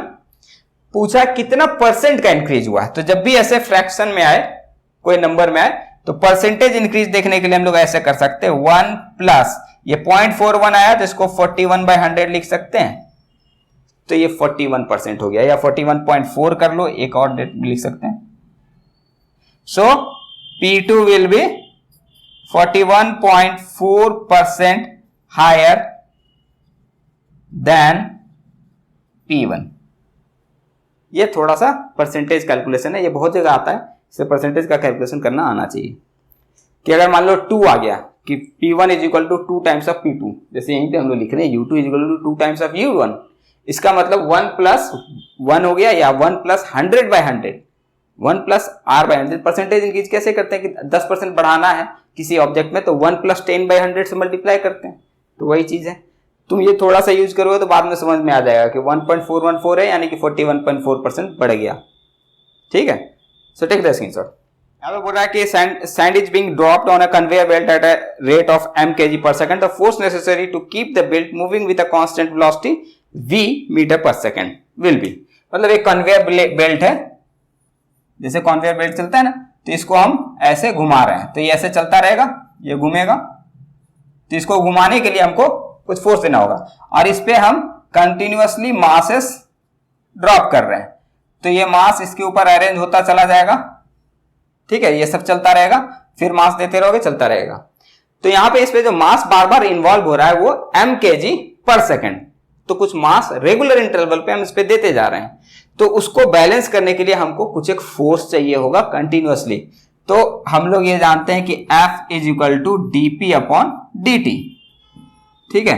तो यहां पे वेलोसिटी यूनिफॉर्म लगेगा, बोल रहा है कि यूनिफॉर्म वेलोसिटी से ही चलना है, बट मास धीरे धीरे इंक्रीज हो रहा है, तो हम लोग ये लिख सकते हैं कि v dm अपॉन dt, यही सिंपल सा बात हो गया। तो dm अपॉन dt जो है वो गिवन है कि कितना मास पर यूनिट टाइम दिया जा रहा है। So this will B, magnitude का बात करें तो v इंटू m, ये m मास नहीं है, ये मास पर यूनिट टाइम है, ठीक है। So this will be the force required to move the conveyor belt with uniform velocity v, ठीक है। इसको यूनिफॉर्मली भी चलने के लिए, क्योंकि मास बार बार आ रहा है, देते रहना पड़ेगा। So take a screenshot. Next question देखते हैं। यहाँ पे बोल रहा है कि an object of mass 3 kg is at rest and of force of F equal to 60 square I plus 40 J is applied on the object, then the velocity of the object as at t equal to 3 second. मतलब कोई एक object है, वो rest पर है, कहीं बैठा हुआ है, उस पर एक वेरिएबल नेचर का फोर्स लग रहा है। वेरिएबल नेचर इसलिए हमको दिख रहा है क्योंकि जो फोर्स लग रहा है वो है 60 स्क्वायर I प्लस 40 J। तो ये टाइम के टर्म्स पे वेरिएबल दिख रहा है और वेरिएशन भी ऐसा है कि x का वेरिएशन कुछ और है, y का वेरिएशन कुछ और है। तो फोर्स जो है अपना डायरेक्शन भी हो सकता है चेंज कर रहा हो, कि शुरुआत में कुछ ऐसा फोर्स लग रहा हो, थोड़े समय के बाद फोर्स का डायरेक्शन कुछ x वाला कंपोनेंट बढ़ गया तो हो सकता है कि ये डायरेक्शन बन जाए। तो ऑब्जेक्ट जो है वो एक्सेलरेट होता रहेगा दोनों कंपोनेंट की वजह से, ठीक है। और किसी टाइम पे भी इसके वेलोसिटी का मैग्नीट्यूड चाहिए। तो इसको हम लोग अलग अलग एक्सिस पे भी कर सकते हैं कि ये fx है और ये fi है। तो इन दोनों के वजह से इसमें एक्सेलरेशन भी ax और ay डेवलप होगा। अब उसके वजह से किसी टाइम पर इसके पास जो वेलोसिटी हो, मान लो इस समय इसके पास वेलोसिटी है ये कुछ v, तो इसके वेलोसिटी का भी कुछ कंपोनेंट होगा जो कि vx होगा और कुछ कंपोनेंट होगा जो vy होगा। तो दोनों कंपोनेंट्स को अलग से निकाल सकते हैं और उसके बाद फिर उसका रिजल्टेंट वेलोसिटी बता सकते हैं। या हम लोग दोनों एक ही साथ वेक्टर में कर सकते हैं, जो नॉर्मल काइनेमेटिक्स में बताए थे कि वेक्टर में अगर काइनेमेटिक्स है 2D मोशन में, तो उसको हम लोग वेक्टर पे ही इक्वेशन को प्लेस कर दो तो उससे भी बन जाएगा, ठीक है।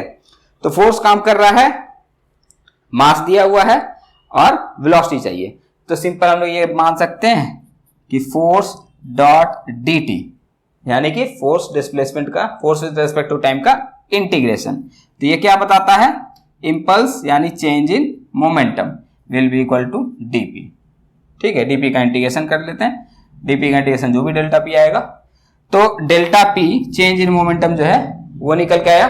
शुरुआत के मोमेंटम को 0 माने हैं, तो p इनिशियल या p final minus p initial क्योंकि 0 है तो इसको 0 कर देंगे, और f डॉट dt है तो फोर्स जो है उसको इंटीग्रेट करना है। 60 स्क्वायर I प्लस 40 J, इसको dt यानी टाइम्स के टर्म पे इंटीग्रेट कर देंगे। कितने टाइम में देखना है, 3 सेकंड में, तो 0 से 3 तक इंटीग्रेट कर देते हैं। तो I और J के कंपोनेंट पे ही रहेगा, आएगा कुछ ऐसा क्या, 6t स्क्वायर, t स्क्वायर का integration t to the power 3/3। अब ये 3 कैंसिल कर देंगे, 3 प्लेस कर देंगे तो हो जाएगा 6 into T to the power 3/3 plus 4t square by 2, और लिमिट्स क्या है 0 से 3। तो ये pi 0 है, since pi is equal to 0, तो हम लोग लिख सकते हैं pf जो भी फाइनल मोमेंटम आया वो हो गया, t का वैल्यू 3 रखेंगे, 3 2 6 3 3 9 27, 27 इंटू 2 54 प्लस 2 इंटू 3 3 9, 9 टू 18, ठीक है, और कुछ नहीं। तो ये हो गया Newton second. So this is the momentum. अब मोमेंटम आया है और वेलोसिटी चाहिए या स्पीड चाहिए, मैग्नीट्यूड में चाहिए। ओके, हमको यहां पे I और J छोड़ दिए, वेक्टर में है I और J, ऐसे प्लस माइनस नहीं करना है। 54 न्यूटन सेकंड आया x एक्सिस पे, प्लस 18 न्यूटन सेकंड आया y एक्सिस पे, न्यूटन सेकंड। तो मोमेंटम आया है तो वेलोसिटी चाहिए होगा, तो एक लाइन यहां पे लिख देते हैं, therefore velocity will be equal to p/m, mass से डिवाइड कर देंगे, मास है 3 kg का, तो 3 कैंसिल यहां पे प्लेस कर देते हैं, ज्यादा बेहतर था। तो 27 I प्लस 6J, ये आ गया velocity metre per second. Clear है? थोड़ा कैलकुलेशन था, बट ये बात को समझना है कि भले हम ये डायग्राम वगैरह बनाओ चाहे नहीं बनाओ, लेकिन मेरा ये कहना रहता है कि कोशिश करो कि हर चीज में थोड़ा सा डायग्राम से एनालाइज कर लो, तो सिस्टम में गड़बड़ी नहीं होता है। कह रहे यहाँ पे कुछ ज्यादा डायग्राम की जरूरत नहीं था। तो फोर्स दिया हुआ है, वेरिएबल फोर्स है, तो टाइम रेटेड हम इंटीग्रेशन कर सकते हैं F डॉट dt, और फोर्स को टाइम के रिलेशन पे इंटीग्रेट करोगे तो वो चेंज इन मोमेंटम लाएगा। इनिशियली रेस्ट पे था तो इनिशियल मोमेंटम का जरूरत नहीं पड़ेगा, जो फाइनल मोमेंटम है वही ढूंढना है, मोमेंटम मिल जाएगा तो वेलोसिटी भी मिल जाएगा, ठीक है। तो इसके अकॉर्डिंग हम लोग निकाल सकते हैं। फिर इसको हम लोग दूसरा तरीका भी है कि एक्सेलरेशन ले लो, फिर एक्सेलरेशन के बाद हम लोग प्लेस कर सकते हैं v equal to U plus A T, तो उससे भी इंटीग्रेट करके निकाल सकते हैं, तो वो अलग चीज है, ठीक है, not sorry v equal to U plus A T, D V is equal to A D T, इसको इंटीग्रेट कर दो, तो बाकी इंटीग्रेशन वैसा ही रहेगा, कुछ और नहीं है, ठीक है स्क्रीनशॉट। नेक्स्ट क्वेश्चन देखो, ये इम्पल्स से क्वेश्चन है। A cricketer catches a ball of 150 gram in 0.1 second moving with the speed of 20 metre per second, then he experience force of.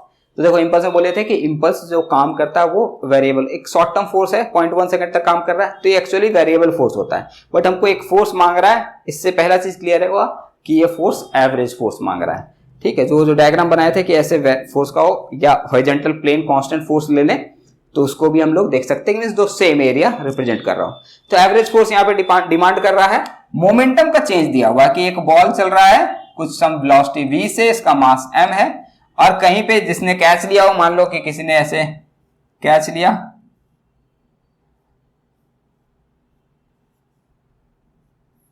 ये हाथ है लगभग में, ठीक है। तो जैसे बॉल यहां पे टकराया, तो बॉल टकराने के बाद बॉल हो गया रेस्ट में, थोड़े समय के बाद बॉल रेस्ट में आ गया। तो इसमें जो टाइम लगा delta T, that time is given by 0.1 second, 0.1 second में ये रेस्ट पे आ गया, ठीक है। Delta T is equal to 0.1 second.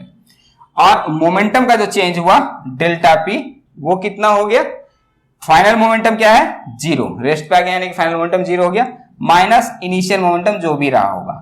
Negative इसलिए लिखेंगे क्योंकि मोमेंटम जो है बॉल को उल्टा ट्रांसफर करना होगा, ठीक है। और ये डेल्टा पी को हम लोग निकाल सकते हैं एफ डॉट डी टी से। अगर हम लोग एफ को कांस्टेंट मान लें तो F average into delta T लिख सकते हैं, डी टी का integration, that will be delta P, ठीक है। तो डेल्टा टी दिया हुआ है, डेल्टा पी भी दिया हुआ है, एफ एवरेज चाहिए तो कुछ और नहीं, delta P upon delta T. अब सबको प्लेस कर दो, नेगेटिव पॉजिटिव से मतलब नहीं है, नेगेटिव पॉजिटिव डायरेक्शन से मतलब रखता है, बट यहाँ पे हमको डायरेक्शन से कोई मतलब नहीं है। तो क्या हो जाएगा, मोमेंटम का चेंज कितना हो गया, शुरुआत में मोमेंटम क्या था, जो मोमेंटम था वही 0 हो गया, तो उसी को लिख देते हैं। मास है 150 ग्राम का यानी 150/1000 kg, और वेलोसिटी है 20 मीटर पर सेकंड का, ये साथ में लिखते चले, upon delta T, delta T कितना है 0.1 सेकंड।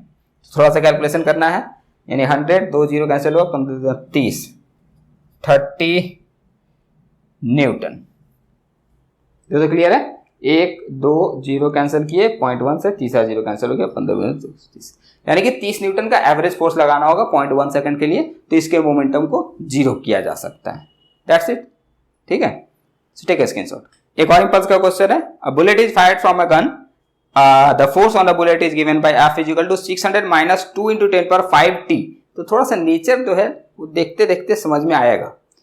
खैर यहाँ पे जैसे दिख रहा है, जैसे कोई एक गन है, तो इसके बैरल से जब बुलेट निकलता है तो फिर बुलेट जो है यहां से चलना शुरू किया, तो यहां पे फोर्स लग रहा होगा। जब वो बैरल मूव करता है तो उसका जो कंबशन से एग्जॉस्ट गैसेस हुआ था, वो गैसेस एक्सपैंड करना चाहता है, तो बुलेट को धक्का लगाता है, तो बुलेट को धक्का लगता ही रहता है, बुलेट बाहर निकलता है। लेकिन जैसे बुलेट बाहर निकलता है तो फिर ये फोर्स लगना बंद हो जाता है।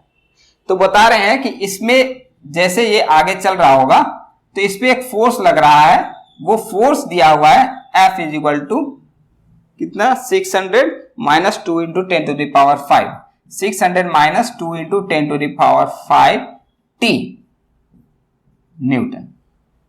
तो ये बड़ा इंपॉर्टेंट सा चीज है कि तुमको बात को थोड़ा सा डिटेल में समझना बहुत जरूरी है। सब क्वेश्चन ये काफी पुराना है, 1998 का, ठीक है। तो पहले के जमाने में थोड़ा सीरियस क्वेश्चन रहा करता था, अब आजकल नहीं रहता है। तो चलो इसमें पहला चीज समझना है कि जैसे बुलेट बैरल से बाहर निकलेगा, अब उस पर फोर्स लगना बंद हो जाएगा, ठीक है। लेकिन क्या फोर्स नेगेटिव लगने लगेगा, ऐसा है? बिल्कुल नहीं। अगर ये टी का वैल्यू कुछ ऐसा बन जाए कि ये ओवरऑल अमाउंट 600 से ज्यादा हो जाए, तो फोर्स नेगेटिव होने लगा। नेगेटिव होने लगेगा मतलब एक बुलेट को पुल करने लगा। तो ऐसा कभी होता है कि बुलेट को हम फायर किया, बाद में बुलेट पुल हो रहा है? पुल नहीं होगा। वो जितना धक्का लगाना था लगाएगा, उसका छोड़ देगा, वो बुलेट उसी मोमेंटम से चलता रहेगा। तो बाद में फोर्स लगना बंद हो गया। तो जैसे बैरल से बाहर निकलेगा फोर्स लगना बंद हो जाएगा, तो उसके कॉरस्पॉन्डिंग टाइम होगा F will be 0 when bullet comes out from the barrel, ठीक है, बैरल से जैसे बाहर निकलेगा तो फोर्स 0 हो जाएगा। तो इसके करस्पॉन्डिंग में हम लोग टाइम निकाल सकेंगे कि कितने टाइम में ये बुलेट बैरल से बाहर होगा। तो यहां से टी निकाल लो, ये हो जाएगा 600 upon 2 into 10 to the power 5, इसको लिख सकते हैं 3 अपॉन 3 2, तो 10 टू द पावर 3 यहां लिख देते हैं 3 into 10 to the power -3 second. तो काफी छोटा टाइम है ना, बुलेट फायर करते ही बाहर निकल जाता है काफी स्मॉल टाइम इंटरवल में। तो बहुत कम टाइम ही मिला इसको बैरल के अंदर रहने का, लेकिन इतने टाइम में ही ये काफी ज्यादा इंपल्स रिसीव करेगा, बहुत ज्यादा इसका मोमेंटम बढ़ जाता है। ठीक है, तो वही पूछ रहा है कि bullet becomes 0 as soon as force will be 0, lift the barrel. What is the average impulse imparted on the bullet, imparted to the bullet. Impulse कितना इंपार्ट किया गया, यानी कि कितना उसका मोमेंटम का चेंज हुआ, या जो भी बोलो इंपल्स इंपार्टेड या मोमेंटम का चेंज। तो जो भी इंपल्स यहां पे इंपार्ट किया गया, that impulse will be given by F dot D T का इंटीग्रेशन। यहां पे वेरिएबल फोर्स है तो फिर से हमको इंटीग्रेशन से करना होगा, एवरेज फोर्स से काम नहीं चलेगा। सो फोर्स यहां पे हो गया 600 minus 2 into 10 to the power 5 T D T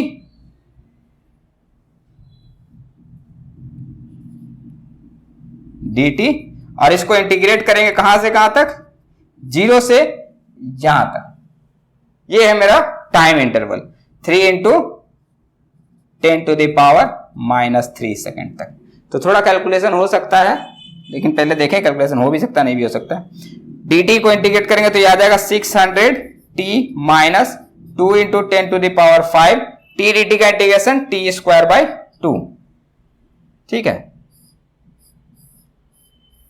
अब इसको वेरिएशन को प्लेस कर दें 0 से 3 इंटू 10 टू द पावर -3। तो सिंपल हमको 10 का पावर -3 प्लेस करना है।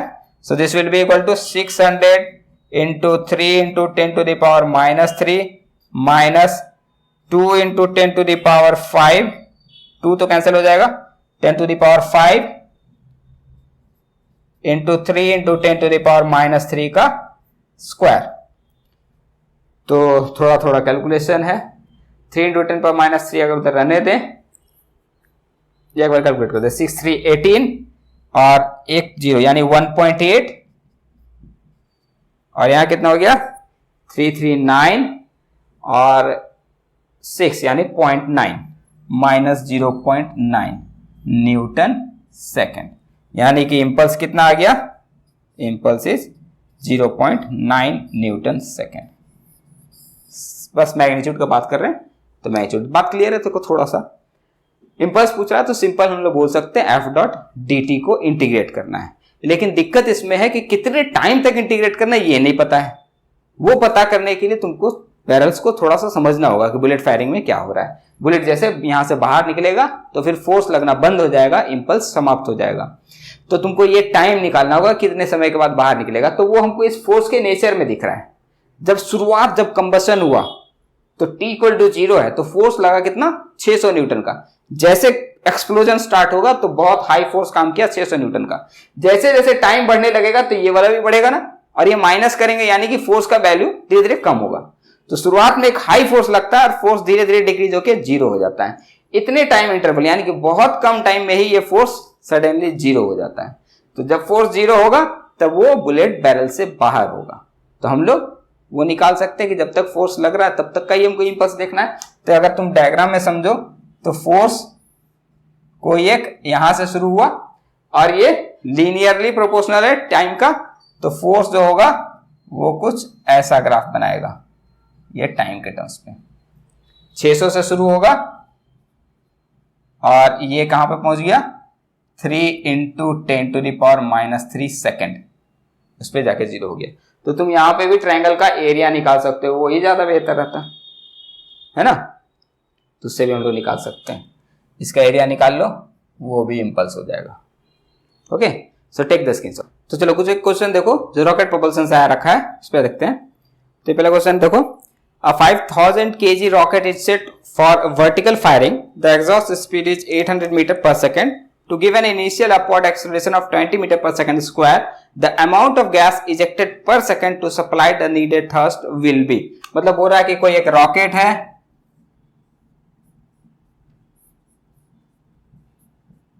अब इसमें से गैस इजेक्ट कर रहे हैं और जो गैस निकल रहा है वो 800 मीटर पर सेकंड से निकल रहा है। कितना मास निकल रहा है ये नहीं दिया है, यानी कि रेट ऑफ गैस इजेक्शन जो वो नहीं दिया, वो dm/dt ये निकालना है, शायद वही निकालना है। ठीक है, अब इसमें बोल रहा है कि ये इसका टोटल मास दिया 5000 kg और जस्ट इसको स्टार्ट कर रहे हैं, जस्ट स्टार्ट किए। इसका मतलब क्या है कि इसमें अभी कोई इनिशियल मास का चेंज नहीं हुआ है। थोड़े समय के बाद देखोगे तो मास कम हो जाता है। तो अगर तुमको बोला जाए कि यहां से स्टार्ट होने के 1 घंटे के बाद, तो 1 घंटे में कितना मास कम हो गया वो भी ध्यान रखना पड़ेगा, है ना, क्योंकि मास यहां से गैस जो इजेक्ट हो रहा है तो ओवरऑल सैटेलाइट का मास, रॉकेट का मास कम हो रहा है। तो यहाँ वैसा बात नहीं है, जस्ट इनिशिएट करना है। और इस पे एक इसका भार भी लग रहा होगा mg का। तो एक्सेलरेशन के लिए फॉर्मूला निकाले थे और ये बोले थे कि डायरेक्टली तुमको इन्हीं सब पे क्वेश्चन रहता है। बहुत ज्यादा वेलोसिटीज वगैरह निकालना कि किसी एक टाइम के बाद क्या वेलोसिटीज होगा वो जनरली नहीं दिया था, क्योंकि उसके लिए इंटीग्रेशन चाहिए। और वो फॉर्मूला याद रखना तो एक बेवकूफ़ी वाला चीज है, क्योंकि अलग अलग सिचुएशन पे वो फॉर्मूला काम नहीं आता है। तो एक्सेलरेशन क्या आया था, u dm/dt, और ये भी बहुत आसान है समझना। u dm/dt ये फोर्स लग रहा है, ये इसको गैस जो है यहां से निकल रहा है तो इस मोमेंटम से पीछे जा रहा है, तो सेम अमाउंट का मोमेंटम इसको अपवर्ड में ट्रांसफर करेगा। So this is the thrust, ये ध्यान रखना, ये थ्रस्ट मिला और इस थ्रस्ट को ओवरकम करना है वेट को भी। ठीक है, क्या कहते हैं, हाँ mg। ठीक है, u dm/dt mg। तो ये हो गया एक्सेलरेशन है, तो इसको पूरे को डिवाइड कर देंगे मास से, डिवाइडेड बाय मास। ये थ्रस्ट मिला और ये वेट हो गया, इनको मास से डिवाइड कर देंगे तो इतना फोर्स डेवलप हुआ। तो ये सिंपल आया था u/m dm/dt माइनस g। ठीक है, एक्सेलरेशन। अब यहां पे हमको एक्सेलरेशन भी दिया है कि क्या एक्सेलरेशन चाहिए, क्या ग्रेविटेशनल एक्सेलरेशन वो भी दिया हुआ है, किस वेलोसिटी से गैस इजेक्ट कर रहा है वो भी दिया हुआ है। ये m जो है ये मास ऑफ सैटेलाइट होगा, क्योंकि अभी इनिशियल ले रहे हैं, m बोलो या m0 बोलो, क्योंकि ये इनिशियल एक्सेलरेशन ले रहे हैं। तो इस m के जगह हम लोग लिख सकते हैं m will B m0 for initial acceleration. ठीक है, तो मास में भी कोई चेंज नहीं हुआ तो इसलिए रख सकते हैं, यानी कि सारा कुछ दिया हुआ है और ये ढूंढना है। तो dm/dt will be a minus, ये हो जाएगा plus g, a plus g multiplied by m0/u। ठीक है, तो ये कितना आ गया, a20 दिया है, g10 दिया है तो 30, और ये हो गया 5000, 30 इंटू 5000 ये kg में है, और u दिया हुआ 800 मीटर पर सेकंड का। तो 2 0 कम किए और 5 3 15 कैलकुलेशन थोड़ा सा है, तो 4 से 25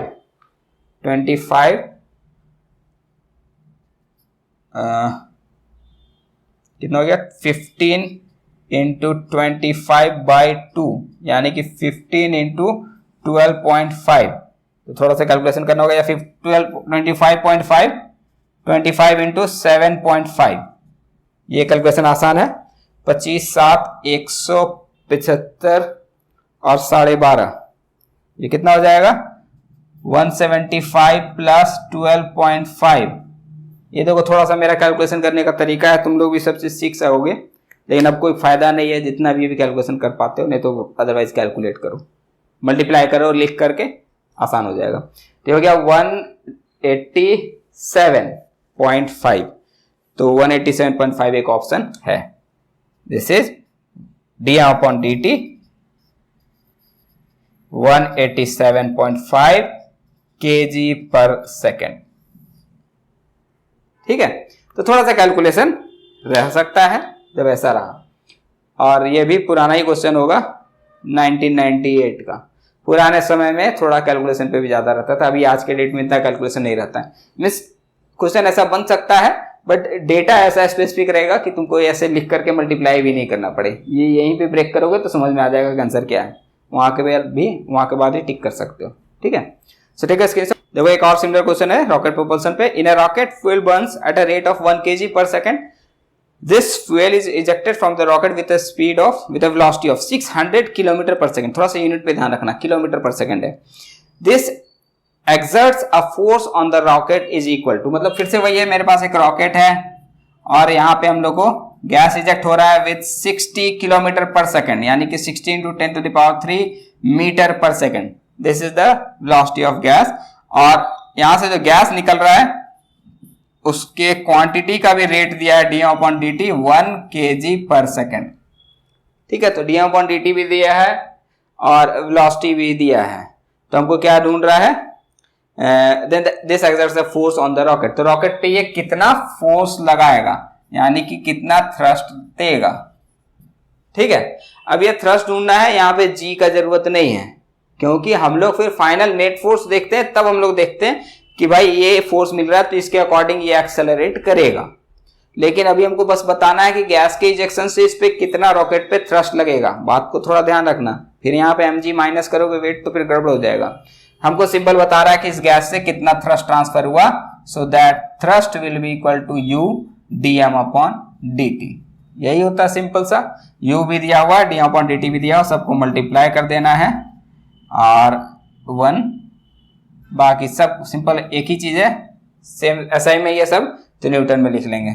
तो 60,000 न्यूटन इतना फोर्स ट्रांसफर करेगा, इतना थ्रस्ट लगेगा। ठीक है, आसान सा है, इसमें कुछ और नहीं, बस प्लेस करना है सब कुछ।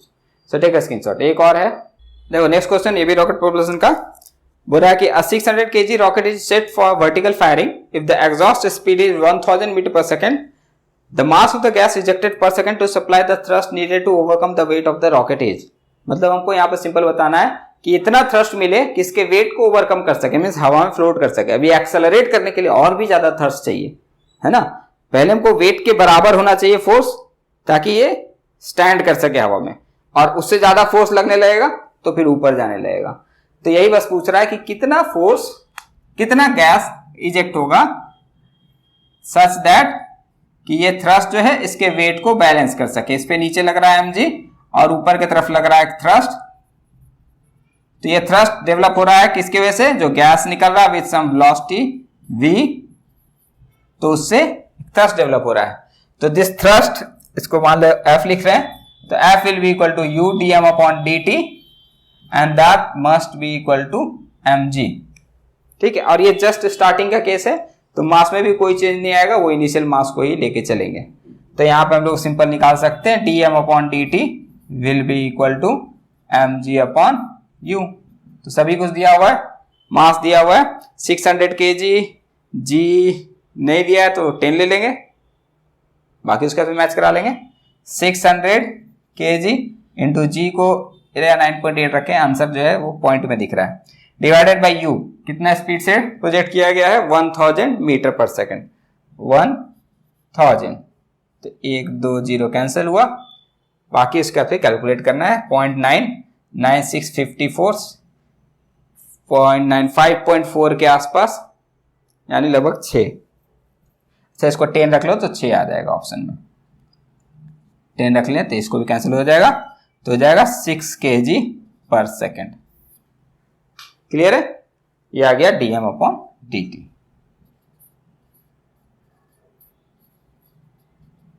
तो थोड़ा कैलकुलेशन रहेगा, बट देख रहे हो रॉकेट प्रोपल्शन पढ़ने के लिए बहुत कुछ है, लेकिन क्वेश्चन फ्रीक्वेंटली इन्हीं पे आया, तो एकदम इसी पे कंसंट्रेटेड रहोगे और ज्यादा रॉकेट प्रोपल्शन पे दिमाग नहीं लगाओगे। बस ये तुमको ध्यान रखना है कि ये फोर्स लगता है, इसको मास से डिवाइड कर देंगे तो एक्सेलरेशन मिलता है। अब ये मास हो सकता है कि किसी स्पेस में पूछा जाए कि हवा में चलने के बाद इतने समय के बाद अभी इतना मास है तब का बात बताओ, या शुरुआत जब चलना शुरू हुआ तब के मास के बात बताओ, तो वो अलग चीज है। लेकिन जो वेलोसिटी का ऑर्डर है जो इंटीग्रेट करके निकालते हैं वो रेयरली पूछा गया है, 2-3 बार ही क्वेश्चन आया, उसमें भी ये संभावना नहीं है, तो इसलिए उस पर मत जाओ। अभी जितना बन रहा है इन पे ही बनाओ, बेसिक से। ठीक है, सो टेक अ स्क्रीनशॉट। चलो कुछ और क्वेश्चन देखें कंजर्वेशन ऑफ मोमेंटम से। क्वेश्चन देखो, an object flying in air with a speed of this suddenly breaks into 2 pieces whose masses are in ratio 1:5. The smaller mass flies off with a velocity of that the velocity of the larger piece will be। तो ये actually है motion momentum of centre of mass. ये बोले थे कि कोई एक object चल रहा हो, मान लो विद सम वेलोसिटी v, इसका मास है m, और ये कहीं पे एक्सप्लोड हो जाए मल्टीपल फ्रैगमेंट्स में।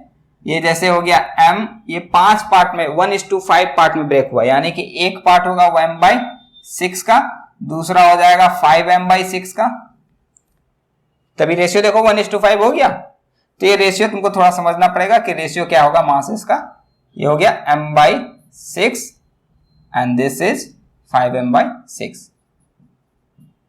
ठीक है, तो दो पार्ट में ब्रेक हुआ। अब मान लो कि ये किसी और डायरेक्शन में चलने लगा, इसका कुछ और वेलोसिटी v1 हो गया और इसका कुछ वेलोसिटी v2 हो गया। ठीक है, ऐसे दोनों दो डायरेक्शन पे चलना शुरू कर गया, कोई दिक्कत नहीं, जा सकता है। लेकिन क्या कंजर्वेशन रहना है, कंजर्वेशन ऑफ मोमेंटम। तो मोमेंटम कंजर्व रहने का मतलब है कि इसका ओवरऑल मोमेंटम, यानी कि इसका सेंटर ऑफ मास का जो मोमेंटम रहा होगा वो अभी भी वही रहेगा। यानी कि जो भी यहां पे मोमेंटम रहा, let's say this is P I, और इन दोनों को मिलाने के बाद पी एफ बनेगा। So this P I will be equal to P F. P F का मतलब दोनों का मोमेंटम का समेशन, इसको मान लो P1 और इसका मोमेंटम मान लो P2। ठीक है, तो P1 plus P2 vectorially, vector को ध्यान रखना है, तो वेक्टोरियली इन सब का मोमेंटम जो भी जोड़ के बनेगा वो शुरुआत में जो मोमेंटम था कंबाइंड ब्लॉक का उतने के बराबर ही रहेगा। ठीक है, तो शुरुआत में मोमेंटम कितना था, इसका मास जो भी रखे m से कोई मतलब नहीं क्योंकि m कैंसिल होने वाला है, तो इसलिए मास दिया भी नहीं है, मास नहीं दिए, मास का जरूरत नहीं है। वेलोसिटी, शुरुआत में जो वेलोसिटी था वो दिया हुआ है, इनिशियली इस velocity was 20i 25j minus 12k, 20i 25j minus 12k, ये इनिशियल वेलोसिटी था multiplied by mass, total mass पहले टूटा नहीं था, टोटल मास m था, मान लिया m। तो ये शुरुआत में मोमेंटम था। अभी इसके बाद एक्सप्लोजन होने के बाद एक का मोमेंटम बन गया P1 जो दिया हुआ है, छोटे वाले ब्लॉक का दिया हुआ है वेलोसिटी, तो छोटे वाले ब्लॉक का मास है m/6 इंटू इसका वेलोसिटी v1, वो दिया रखा है 100i 35j 8k, 100i plus 35j plus 8k, और दूसरा जो पार्टिकल है 5m/6, इसका मोमेंटम, इसका वेलोसिटी नहीं दिया है, वो v2 हमको ढूंढना है। तो मेरे पास एक इक्वेशन बन गया, इस इक्वेशन को सॉल्व करेंगे v2 निकल जाएगा। So we have to find the velocity only. So v2 will be m, देखो m सभी में कॉमन है, m को कैंसिल कर देते हैं, वहां से कॉमन निकालोगे इससे कैंसिल हो जाएगा। तो v2 will be equal to, यहां हो गया 20i minus 25j minus 12k, और ये इधर आएगा माइनस में, डिवाइडेड बाय 6 है, तो minus 100/6i plus 35/6j plus 8/6k। ठीक है, और पूरे में मल्टीप्लाई करेंगे 6/5, तो इस 6 को भी अंदर रहने दो, बाहर रहने दो, 6/5, यहां 1/6 है, और इसको भी मल्टीप्लाई कर दो 6/5 से। ये जो m v2 के साथ 5/6 है वो उल्टा होकर के मल्टीप्लाई कर दिए। ठीक है, तो ये 6 यहाँ कैंसिल हो जाएगा, ये 5 से हो जाएगा। तो यहाँ पे थोड़ा सा कैलकुलेशन करना है, 5 4 20, 6 4 24, 24i माइनस था 25 के लिए, ये प्लस था, सॉरी वो माइनस है बस, प्लस 25 5 6 5 30j, और 5 से ये तो कैंसिल नहीं होगा, 12 है, तो 2.4 इंटू 6 इंटू 2.4, 6 4 24 का 4, 2 इन हैंड, 6 2 12 13 14, 140 14.4, 6 मल्टीप्लाइड बाय 2.4। ठीक है, ठीक, माइनस ये हो गया k में, माइनस इसको सॉल्व करेंगे, 5 से डिवाइड करेंगे, तो 520i प्लस 7j प्लस 515 और 16 1.6k। ठीक है, थोड़ा सा कैलकुलेशन रह गया, 20 माइनस ये हो जाएगा 4i, 24 minus 20, 30 minus 7 is 21j, और माइनस 14.4 माइनस 1.6, तो ये ऐड हो जाएगा 6 4 0 0 हटा ही देते हैं, ये कितना हो गया 41516, यानी 16k। माइनस में। सो दिस इज v2 यानी velocity of the second particle, जो हेवियर पार्टिकल था उसका velocity. 4i plus 21j minus 16k, 4i plus 21j minus 16k, यहाँ पे हम गड़बड़ किए 23 आया, ओ सॉरी यहाँ माइनस से गड़बड़ किया, 30 minus 7 23 not 21। Okay, so this is, तो थोड़ा सा कैलकुलेशन रहेगा, बट समझ रहे हो बात क्या है कि जब भी एक्सप्लोजन वगैरह होगा तो भी हम लोग मोमेंटम कंजर्वेशन अप्लाई कर सकते हैं। यहाँ पे 2 फ्रैगमेंट हो या मल्टीपल फ्रैगमेंट्स हो, जितने पार्ट में टूटेगा सबके मोमेंटम को इंडिविजुअली जोड़ोगे वेक्टर के साथ अकॉर्डिंग टू वेक्टर रूल, तो जोड़ने के बाद जो फाइनल मोमेंटम होगा वो इनिशियली जो मोमेंटम था उसी के बराबर होगा। बस इसको सॉल्व करना है, ठीक है। So take a screenshot. तो अगला क्वेश्चन देखें। An explosion breaks a rock into 3 parts in a horizontal plane. 2 of them goes off at right angles to each other. The first part of mass 1 kg moves with a speed of 12 meter per second, and the second part of mass 2 kg moves with a speed of 8 meter per second. If the third part flies off with 4 meter per second, then its mass is, ठीक है। मतलब कह रहा है कि एक block है मेरे पास, इसका टोटल मास नहीं पता, लेकिन ये रेस्ट पर है, यानी कि इनिशियल मोमेंटम अगर बात किया जाए तो दैट इज 0, ठीक है। अब ये 3 फ्रैगमेंट में ब्रेक कर गया, 3 पार्ट में टूट गया है। एक 2 पार्ट जो है वो परपेंडिकुलर डायरेक्शन पे मूव कर रहा है, एक 1 kg का है, एक 2 kg का है। 1 kg वाला पार्ट जा रहा है 12 मीटर पर सेकेंड से और 8 मीटर पर सेकेंड से, ये जा रहा है 12 मीटर पर सेकेंड से और दूसरा 8 मीटर पर सेकेंड से। तो तीसरा वाला भी कुछ एक ऐसे डायरेक्शन पे चलेगा जिससे इन दोनों का मोमेंटम बैलेंस हो सके। मतलब क्या है कि अभी भी ये इसी से ब्रेक करके तीनों पार्ट बनाया ना, तो इसका मोमेंटम 0 था, तो इसका भी मोमेंटम ओवरऑल 0 रहेगा। तो यहां पर भी अगर बात किया जाए पी फाइनल जो भी होगा सभी का समेशन होगा। मान लो तीनों ब्लॉक के लिए हम लोग P1 plus P2 plus P3 कर लें, so this will also comes out to be 0, क्योंकि शुरुआत में इनिशियली 0 था। Pi is equal to Pf is equal to this should be 0। तो या तो अलग अलग करें या हम लोग एक एक करके कर लें। एक्स कंपोनेंट वाई कंपोनेंट दोनों को ब्रेक कर लेते हैं कि इसका एक कंपोनेंट इधर में एक कंपोनेंट इधर में रख लिए। तो इसके लिए मान लो Vx और सॉरी कंपोनेंट है और इधर ले लेते हैं Vy। तो ये Vx और Vy मिल करके Px और Py मोमेंटम देगा और ये Px इसके मोमेंटम को बैलेंस करेगा और इसका Py इसके मोमेंटम को बैलेंस करेगा। तो इस ब्लॉक का मास मान लेते हैं कुछ m है, तो m इंटू इसका वेलोसिटी का कुछ x कंपोनेंट होगा, मान लिए Vx। सो ये इसका मोमेंटम हो गया along the x axis direction, negative है इसके ऑपोजिट में, इसलिए हम लोग नेगेटिव पॉजिटिव नहीं लगा रहे हैं, मैग्नीट्यूड को बस इक्वेट कर रहे हैं। So this should B 8 into इसका मास कितना है 2 kg मीटर पर सेकेंड, इसके बराबर होना चाहिए। सिमिलरली अगर इसका देखा जाए Vy के लिए तो m into Vy should be equal to 12 into 1 kg metre per second, ठीक है। तो यहां पे Vx और Vy नहीं दिया, यहां पे इसका वेलोसिटी दिया है, ये दिया हुआ है V, ये दिया हुआ 4 मीटर पर सेकेंड का।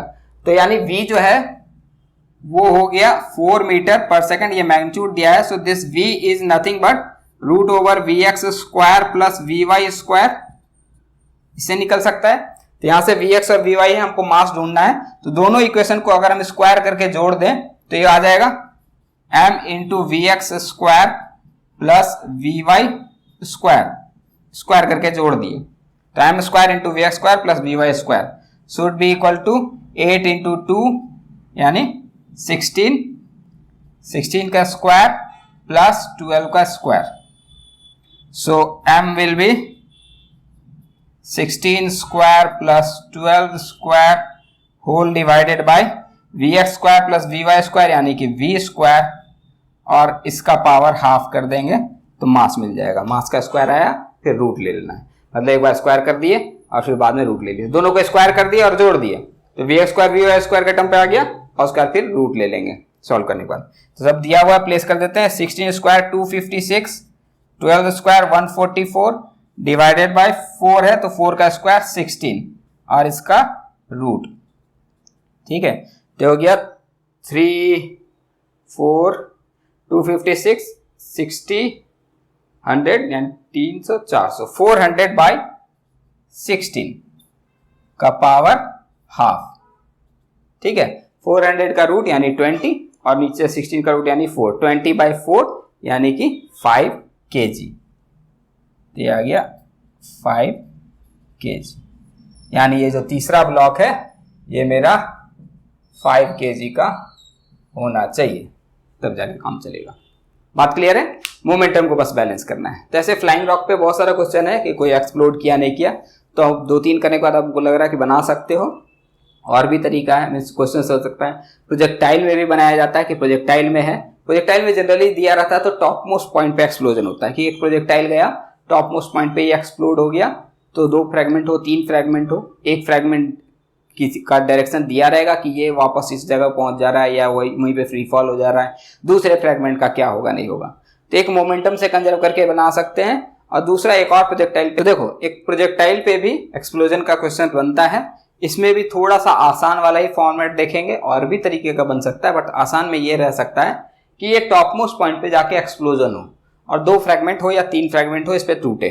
ठीक है, तो हम यहाँ पे एक सिंपल फॉर्म में रखें कि एक टॉप मोस्ट पॉइंट पे जाने के बाद 2 फ्रेगमेंट में टूट रहा है। अब इसमें एक फ्रेगमेंट का कंडीशन दिया रहता है कि ये कहां जा रहा है। इस पे 2 कंडीशन जनरली दिया रहता है कि पहला हुआ कि M1 instantly becomes at rest, और दूसरा कंडीशन रहता है कि M1 retraces its path and drops at initial point या point of projection।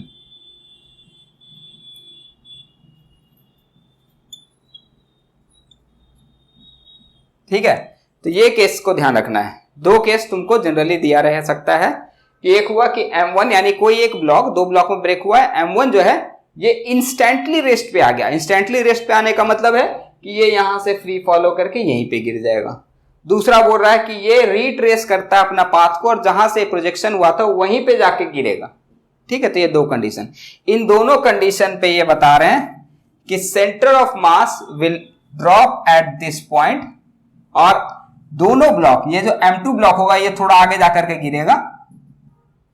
ठीक है, यहां पे मान लो M2 आके गिरेगा, और M1 या तो यहां पे गिर सकता है या तो यहां पर गिर सकता है। ठीक है, तो ये 2 कंडीशन है। तो इसमें पहला चीज यहां पे फायदा ये होता है कि ये 2 कंडीशन में, तीसरा और भी कंडीशन बनता है, उस कंडीशन पे नहीं बात करेंगे। इन 2 कंडीशन ध्यान रखना है। ऐसा 2 कंडीशन रहेगा तो ऐसे 2 कंडीशन पे बोथ M1 और M2 falls at the same time, touches the ground at the same time. Both M1 and M2 drops at same time, same instant। तो सेम टाइम पे ड्रॉप करने से क्या फायदा होता बताते हैं कि जैसे दोनों सेम टाइम पे गिरेगा, एक यहां गिरा एक यहां गिरा, सेम टाइम पे गिरने का वजह भी बताए थे कि अगर 2 हॉरिजॉन्टल प्रोजेक्शन कर रहे हो यानी दोनों का वर्टिकल वेलोसिटी 0 है, तो दोनों एक ही साथ गिरेगा, या एक को फ्री फॉल करा रहे हैं छोड़ दिए हैं और एक को हॉरिजॉन्टल थ्रो किए हैं, तो दोनों का वर्टिकल वेलोसिटी अभी भी 0 ही है, तो दोनों साथ में गिरेगा। या दोनों को बराबर वर्टिकल वेलोसिटी दे दो तो भी दोनों साथ में गिरेगा। ठीक है, तो यहाँ वर्टिकल वेलोसिटी हम दे ही नहीं रहे टॉप मोस्ट पॉइंट पे, दोनों को, एक को हॉरिजॉन्टल में थ्रो किए इधर में, एक को हॉरिजॉन्टल में थ्रो किए इधर में, तभी दोनों रिट्रेस करेगा पाथ। तो यानी कि दोनों का वर्टिकल वेलोसिटी अभी भी 0 है। दूसरा कंडीशन है एक को फ्री फॉल करा रहे हैं, एक को हॉरिजॉन्टल फेंक रहे हैं, अभी भी वर्टिकल वेलोसिटी 0 है, तो इसलिए एक साथ गिरता है। एक साथ गिरने से सेंटर ऑफ मास यहां पर होगा, तो ये दोनों पॉइंट का सेंटर ऑफ मास भी यहां पर होगा। एक साथ अगर नहीं गिरेगा, when they doesn't falls at the same instant of time, जैसे कि मान लो कि किसी अदर एंगल पे इसको थ्रो किया जाए ताकि ये M1 आकर के यहां पर गिरे, तो M2 जो है कोई दूसरा पाथ लेकर के जाएगा, ये M2 का पाथ होगा। तो ऐसा होने से क्या होगा कि एक साथ दोनों जमीन पे नहीं गिरेगा। एक साथ नहीं गिरेगा तो सेंटर ऑफ मास जो है वो यहां पर कहीं पे होगा जब M2 यहां पहुंचा हुआ होगा। बात को समझना है। कि एक ब्लॉक थोड़ा सा किसी एंगल पे चल गया, यहां से किसी एंगल पर चल गया v1 वेलोसिटी से मान लिए, तो दूसरा मोमेंटम कंजर्व करने के लिए कुछ v2 वेलोसिटी से इधर चल गया, कोई भी डायरेक्शन हो सकता है, ऐसा नहीं कि लाइन पे रखें, नेट वेलोसिटी इधर रहेगा, लाइन पर नहीं है, तो ये कहीं दूसरे पैराबोला पे बन के जाएगा, ये एक पैराबोला से इधर गिरेगा। तो जिस वक्त ये गिरेगा उस वक्त ये हवा में ही होगा किसी पॉइंट पे, और इन दोनों का लाइन ज्वाइन करेंगे तो यहां पर सेंटर ऑफ मास आकर के मिलेगा। लेकिन अब ये गिर गया है और ये फिर आगे चलता जा रहा है, तो फिर अब सेंटर ऑफ मास जो होगा ये दूसरा पाथ को फॉलो अप करेगा। अब इस पाथ को फॉलो अप नहीं करके जाएगा, क्योंकि एक ऑब्जेक्ट को हमने रोक दिया है। तो सेंटर ऑफ मास, जैसे कि अगर दो ऑब्जेक्ट जा रहा है और जाते वक्त अपना डायरेक्शन चेंज कर जाए तो भी सेंटर ऑफ मास अपने उसी पाथ से चलता है। लेकिन एक को हम रोक दें, दूसरा जा रहा है, तो दूसरा जैसे जैसे जाएगा सेंटर ऑफ मास उसके तरफ शिफ्ट होने लगेगा, तो सेंटर ऑफ मास अपने पाथ से डाइवर्ट हो जाता है। ठीक है, तो वही कंडीशन यहां पे हो जाता है। लेकिन अगर ये हॉरिजॉन्टल प्रोजेक्शन हुआ, जो पहले कैसे बता रहे थे कि या तो इसको इधर थ्रो कर दो, इसको इधर थ्रो कर दो एक्सप्लोड करने के बाद, तो एक वहां गिरेगा एक यहां गिरेगा, या फिर एक यहां गिरेगा वहां गिरेगा, थोड़ा और आगे गिरेगा यहीं पे गिरेगा, तो उस केस में हॉरिजॉन्टल वेलोसिटी सेम है दोनों का, सॉरी वर्टिकल वेलोसिटी दोनों का सेम है, दैट इज 0। तो उस केस में सेंटर ऑफ मास भी यहीं पर रहेगा जब दोनों गिरेगा, क्योंकि दोनों साथ में गिर रहा है। ठीक है, तो ये बड़ी बात है, समझना चाहिए। कभी कभी इस पे क्वेश्चंस रहता है, मॉड्यूल्स वगैरह बनाए होगा तो उसमें बहुत जगह ये क्वेश्चन रहेगा। तो ये वाला ही खास करके दो केस मिलेगा, ये तीसरा ऑब्लिक वाला केस नहीं मिलता है। ऑब्लिक वाले केस में तुमको सेपरेटली दोनों सॉल्व करना पड़ता, तो वो फिर लेंदी हो जाता है। तो ये दोनों केस में से कोई एक केस मिल सकता है। तो इस केस में अगर तुमको पूछा जाए कि what will be the point, कि ये कहां पे जाके गिरेगा, यहां से ये कितना दूर है, एक्स अगर पूछा जाए कंडीशन 1 और कंडीशन 2 पे, तो सीधा सा बात यही समझना है कि ये सेंटर ऑफ मास है और ये ऑब्जेक्ट यहां पर है, चाहे यहां पर है, दूसरा वहां पर है, तो सेंटर ऑफ मास के हेल्प से हम लोग एक्स को सॉल्व कर सकते हैं। ठीक है, सिंपल ऐसे कंडीशन में क्या होगा कि एक मान लिए कि यहां पर है, यानी यहां पर, ठीक है, पहला ऑब्जेक्ट को रखे यहां पे m1, सेंटर ऑफ मास है यहां पर, यानी कि ये COM, और m2 आकर के गिरा मान लिए यहां पर। तो यहां से जो इसका दूरी है वो है r/2, और ये दूरी कितना है, ये दूरी है x, ये है m2। तो फिर सेंटर ऑफ मास के लिए लॉजिक लगा लेंगे, m1 into r/2 should be equal to m2 into x। तो इससे सॉल्व करोगे तो x मिल जाएगा ना, कोई दिक्कत की बात नहीं है, x मिल जाएगा। तीसरा केस है कि ये ऑब्जेक्ट जो है यहां पे नहीं, रिट्रेस करके यहां पे आके गिरा है। ठीक है, कि m1 ऐसा हो सकता है कि यहां पर आके गिरा है, दिस इज m1।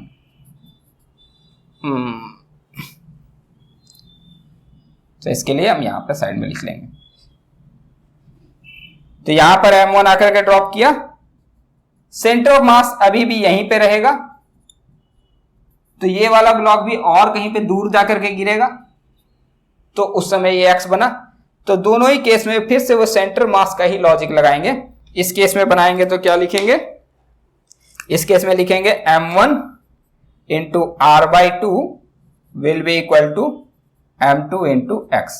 इसको सॉल्व कर लोगे x मिल जाएगा। इस केस में क्या लिखेंगे, m1 इंटू r, ये डिस्टेंस हो गया r, will be equal to m2 into x।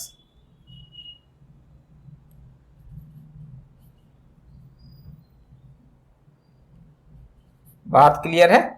तो ऐसे दो इक्वेशन सॉल्व करके बन सकता है। तो ये क्वेश्चन आसान होता है, इस बात को ध्यान रखना, ये क्वेश्चन आसान होता है। बस ये दो केस रहेगा, इसको तुमको ध्यान देना होगा। इसके अलावा कोई तीसरा केस होगा, कहीं ऑब्लिक होगा, तो फिर ये लॉजिक हम लोग यूज नहीं कर सकते हैं, सेंटर ऑफ मास साथ में नहीं गिरेगा, तो इसलिए नहीं यूज कर पाते हैं। ठीक है, तो मैक्सिमम ये टाइप का भी एक्सप्लोजन रह सकता है।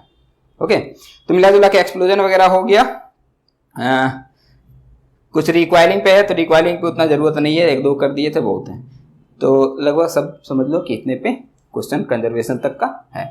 ठीक है, अब आगे हम लोग नेक्स्ट लेक्चर में पढ़ेंगे, फिर लॉज ऑफ मोशन के लिए आगे प्रोसीड करेंगे, फिर बॉडी डायग्राम वगैरह सब फोर्सेस वगैरह देखते हैं। ठीक है, सो टेक द स्क्रीनशॉट, और अभी यहाँ पे एंड करते हैं। So have a good day now. Okay.